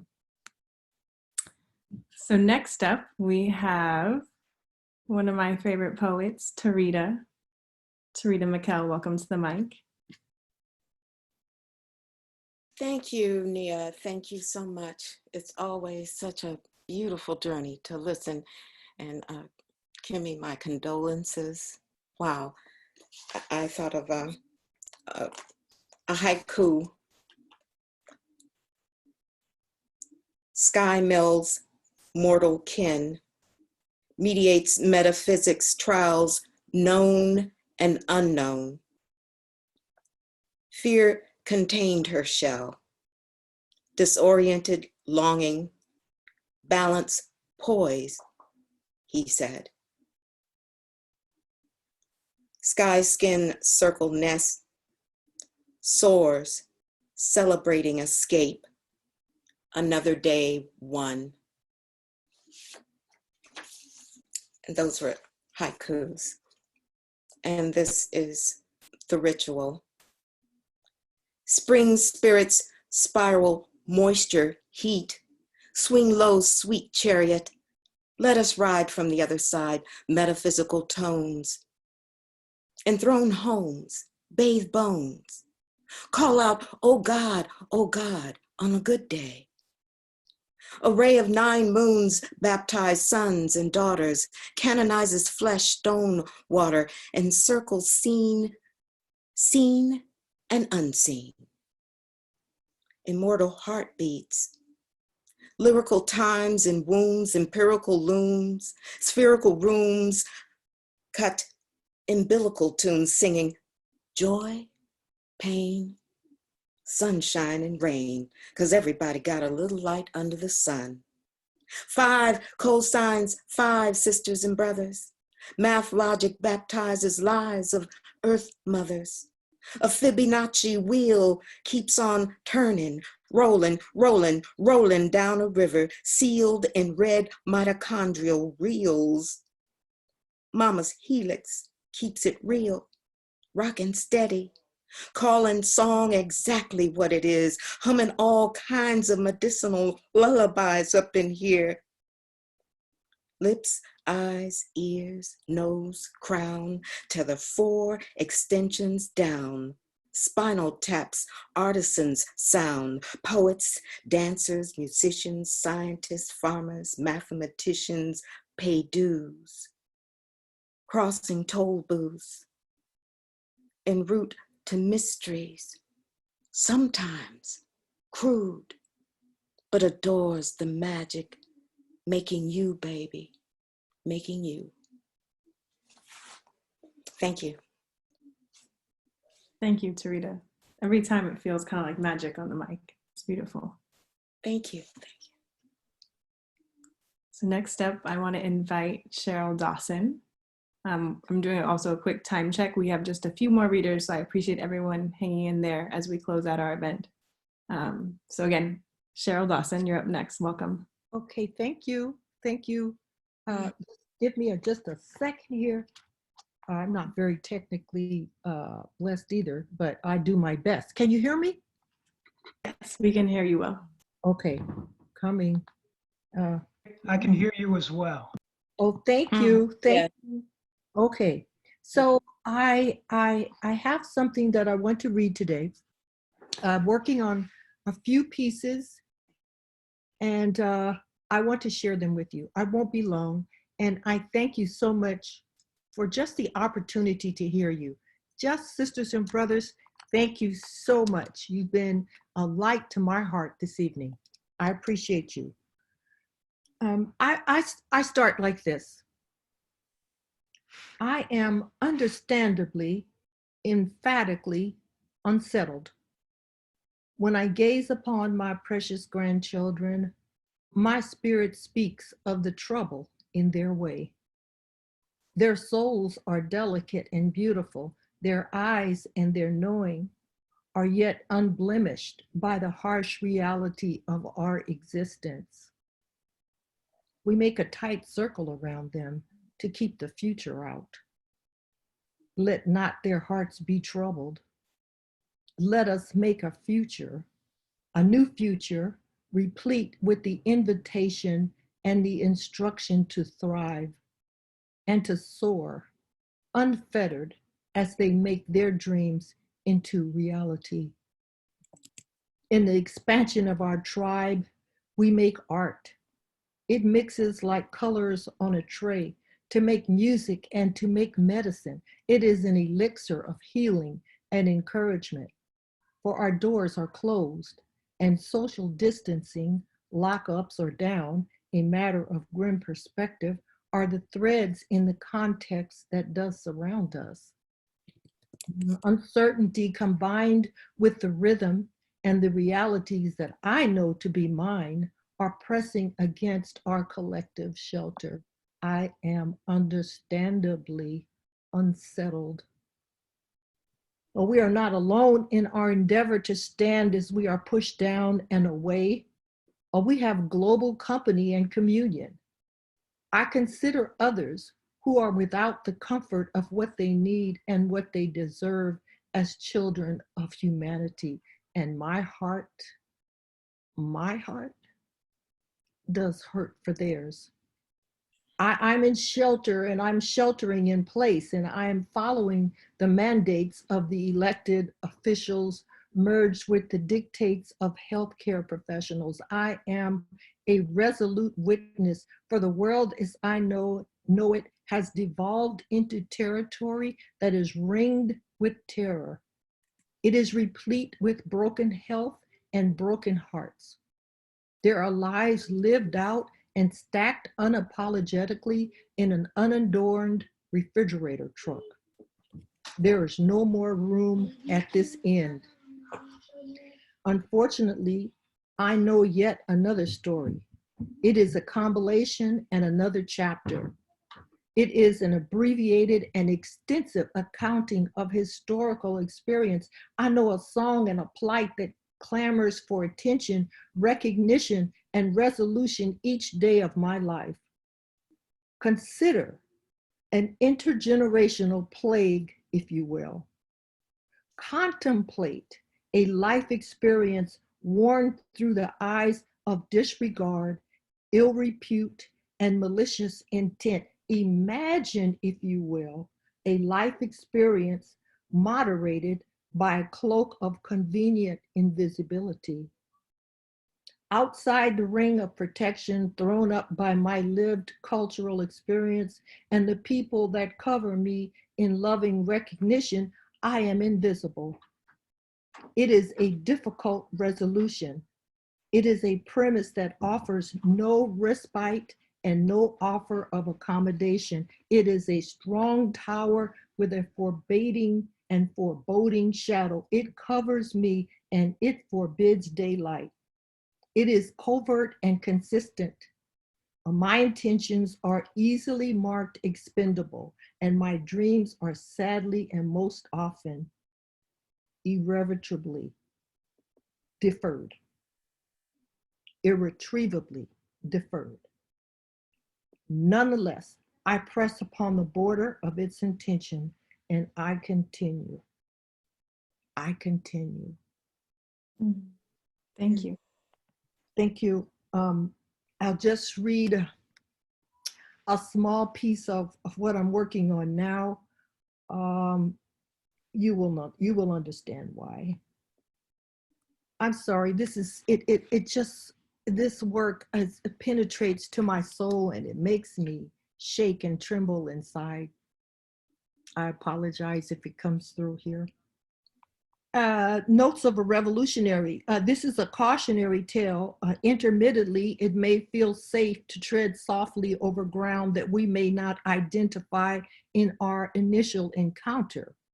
The color of water crossed and lands left behind and left over. Sirens make a jagged edge, and the audacity cuts through denial, through hope, and it shreds avenues of escape and survival. It is a siren. It is an emphatic pronouncement and a shrieking reminder of dominance and subjugation. But Gil Scott told us that the revolution would not be televised. It wasn't. But is it over now? Have we simply succumbed and surrendered?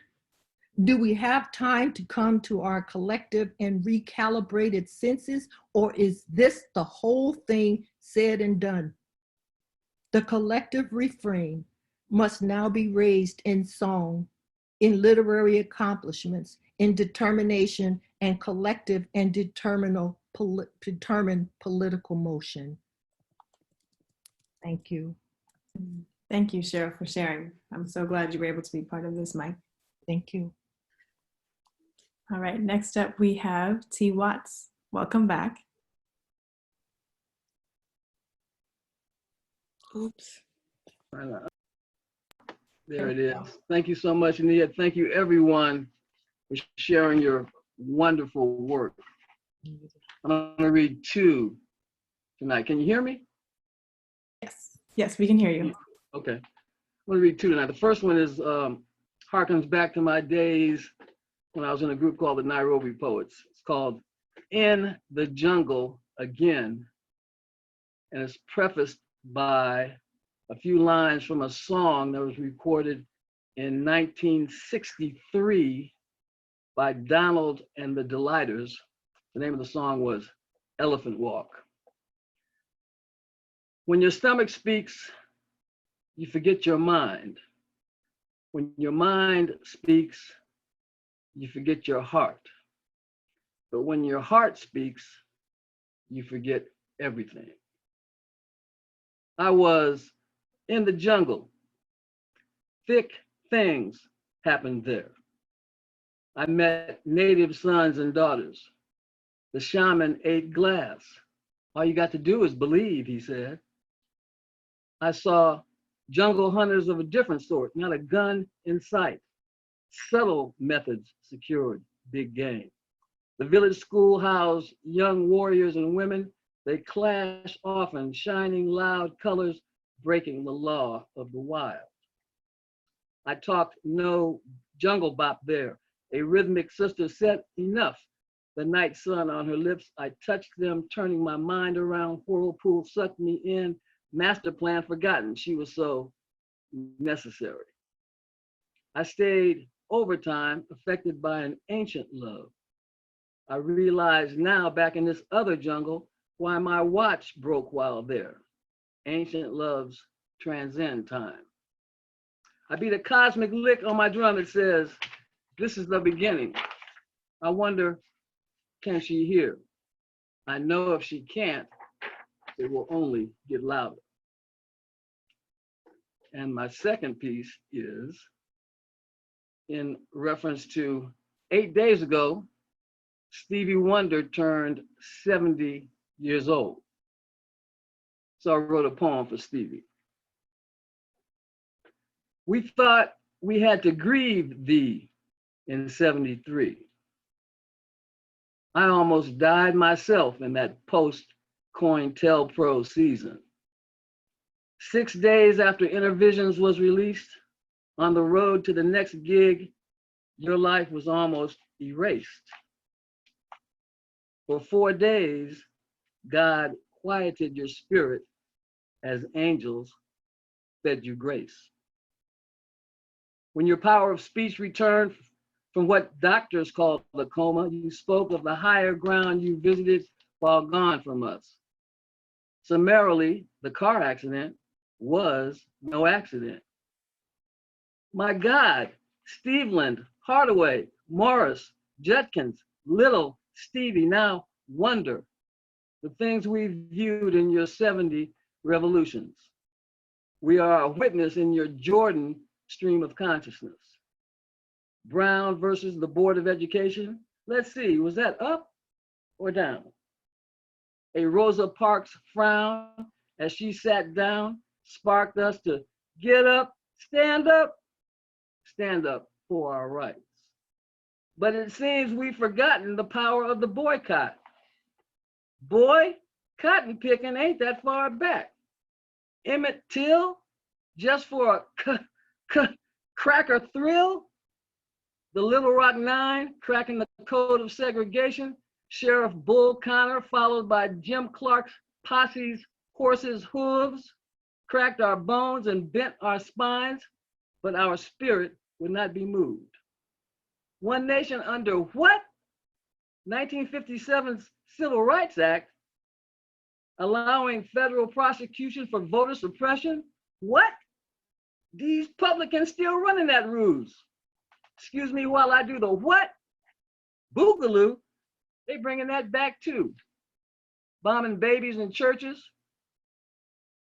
We countered with the Deacons for Self-Defense, forerunners of the Black Panther Party on the real. To this day, the enemy burns churches and invades Bible studies with weapons concealed. We can't forget CIA-backed assassinations, Lumumba, Malcolm, the dead Kennedys, Martin, Mark Clark, Fred Hampton, Lil Bobby Hutton, Jimi Hendrix, John Lennon, Bob Marley, Peter Tosh. What do we really know about the SLA? And who was Patty Tanya, the Revolutionary Hearst? Zebra check in San Francisco? No. Stop and frisk is a global phenomenon. The bombing of the Move House in Philly, the elevation of crack cocaine, helped along by Reagan's henchman Oliver North. Neighborhoods were decimated while the potent drug took out Marvin, Richard Pryor, Sly, Huey, and Gil, and countless others, known and unknown. Stevie, you've witnessed it all, and through your songs, gave us the will to carry on. Your fingertips reach a place in the sun for us. You've reminded them that this world was made for all men. And a holiday for King, you helped usher in. On blast, you put the skeletons of slavery, even as we are living for the city in this global village ghetto land. Some of us remain bound by superstition, yet your clarion call compels us toward higher ground. Heaven help us all.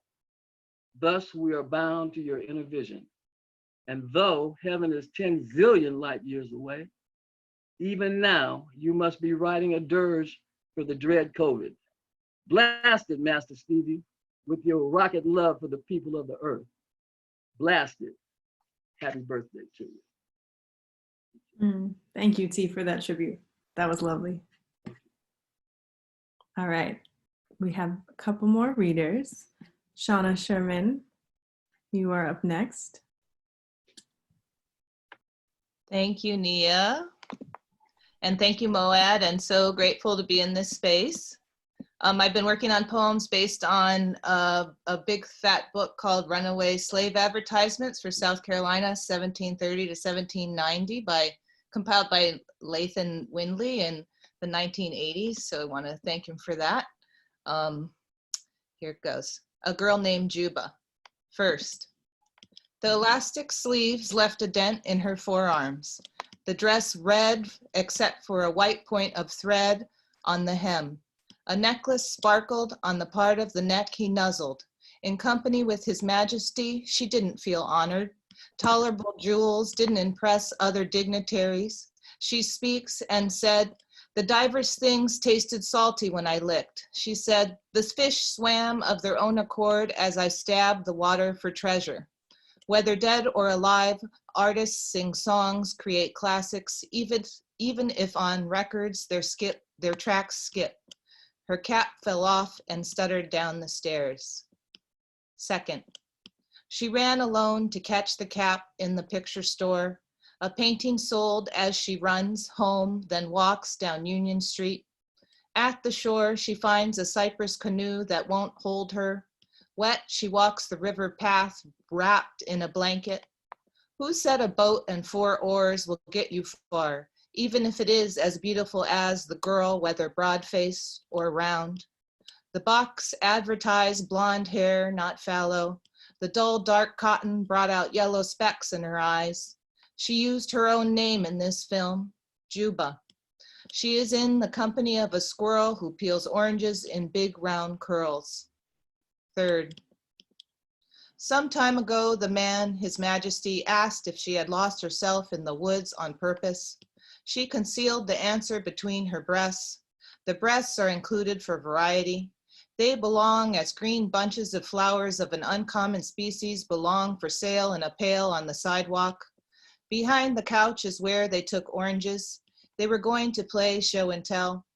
At that age, she didn't have breasts, and his penis stood a snake charmed. These sundry things bring to mind raisins, the Sabbath. She wondered if the word penis, the word breasts, is so offending. Now she is living strictly religious. Thank you. Thank you for sharing, Shauna. Thank you. It's good to see you virtually too. Good to see you too, Nia. All right, so we are about to close out tonight's open mic, and so I'm going to invite our last reader, Makeda, up to the mic. Thank you all for joining us this evening and sharing in this wonderful night of poetry. So welcome, Makeda.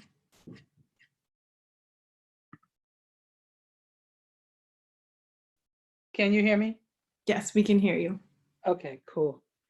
I don't know how to do the visual part and use my notes. So anyway, America, you were born in blood.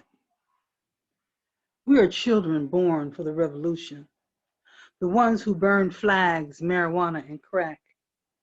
We believed in the white Santa Claus, the Easter Bunny, and the red, white, and blue stars and stripes lie. The ones who placed their hands over their hearts every morning for 12 years in the schoolyard and pledged allegiance to a flag that did not wave for us, our black daddies or our light-skinned mamas. Only waved for the republic for which it stands. We are the fruit of those who were born in number 10 tubs. They couldn't read no fairy tales or bedtime stories, so they moaned and rocked and prayed and sang and sent their children to school.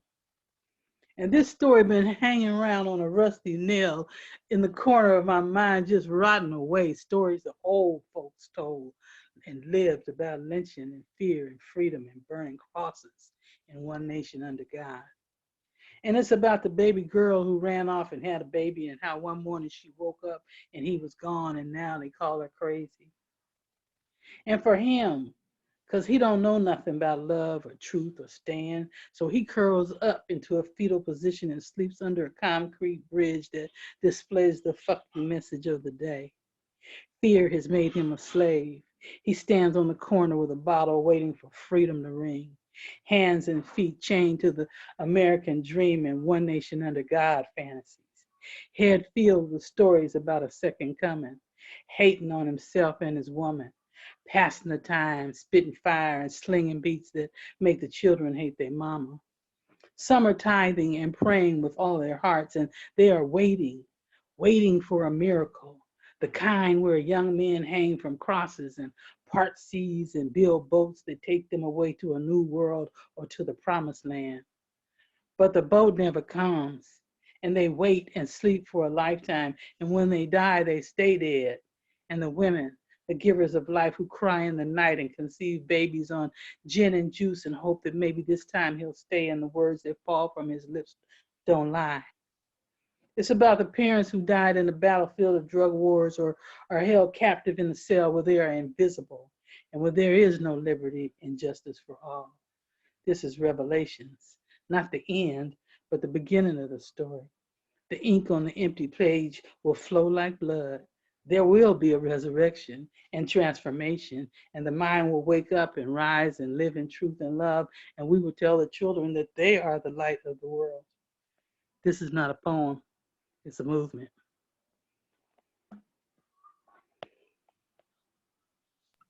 Thank you, Makeda. Thank you for taking us home with that piece. You're welcome. Nia. Yes. This is Zakia. Hi, Zakia. Yeah, I didn't get a chance to read. Do you have a quick piece to share with us to close us out? I do want to make sure that if everyone good for one short piece? Yes. Yeah, okay, I had two pieces, but I'll read the shorter one. Yes, thank you. Thank you. Okay, this is a piece I wrote quite some time ago when I lived in New York City, and I thought it was very appropriate, only for New York City, but living in other places and traveling, I found out it's very appropriate for everywhere. It's entitled, Don't Hand Me Your Shit. Did you think you were slick? Did you think you were sly? Did you think I did not see you with my eyes? Oh, I saw you enter, and I know you squat. 'Cause I heard you pee when you thought not. Then I heard you moan, and yeah, I heard you groan. For a moment I thought, is she alone? But when my nostrils got pinched with that awful stench, I then knew you were doing number two. You exited the stall, saw me, and exclaimed, oh God, who's trying to cut off our oxygen without cause? Then out the door you ran with that funk on your hands, leaving me there with a stare beyond compare. Your stench and your deed made me uncross my knees as I headed for the door without rapport, with paper towel in hand, my other hand on my nose. For a moment I thought I'd lose control, for I was en route, fleeing with all my might. I opened the door with that paper towel and I almost got hurt. Oh God, I said, please give me some fresh air. And I promise from now on, I will never stare at a woman so funky she would actually dare to take for granted when she should take care. Thank you for listening. And I appreciate all the poets tonight. Everything was so beautiful. Thank you so much. And thank you, Nia, for doing this. Of course. Thank you, Zakia, for sharing. It's always wonderful to have you in this space. Thank you. You're welcome. With that, I do want to thank everyone for coming out tonight and for sticking with us. These events just keep going longer and longer, which is great because we have so much to share. And I think this space is really important for all of us to find community in these virtual ways. Though it's different and it doesn't replace being in person and sharing these words with each other, it does mean a lot for me that people are showing up and supporting each other in this way. So with that, just a couple notes I want to share before everyone heads off for the rest of their evening. If you are able to financially support MOAD, we do appreciate it. We do a lot of programs beyond just open mic. So if you are able, you can make donations through our website, which is moadsf.org, or by phone by texting this number on the screen, 56512, and typing MOAD SF. And I do encourage you to definitely support all of our other programs that we do have, from artist studio visits to workshops to virtual tours. So we have many more things planned, and we do really value the support from our community and our members. And the other note is that, so this open mic originally was only monthly when we were doing it in person. Now, due to popular demand, we do it every other Thursday. And so the next one will be on June 4th. And I'm excited to have our featured poet, D'Angeli Rodriguez del Orbe, calling in, also from the East Coast. So again, please come back, keep supporting MOAD, and have a good rest of your evening. Thank you, everyone.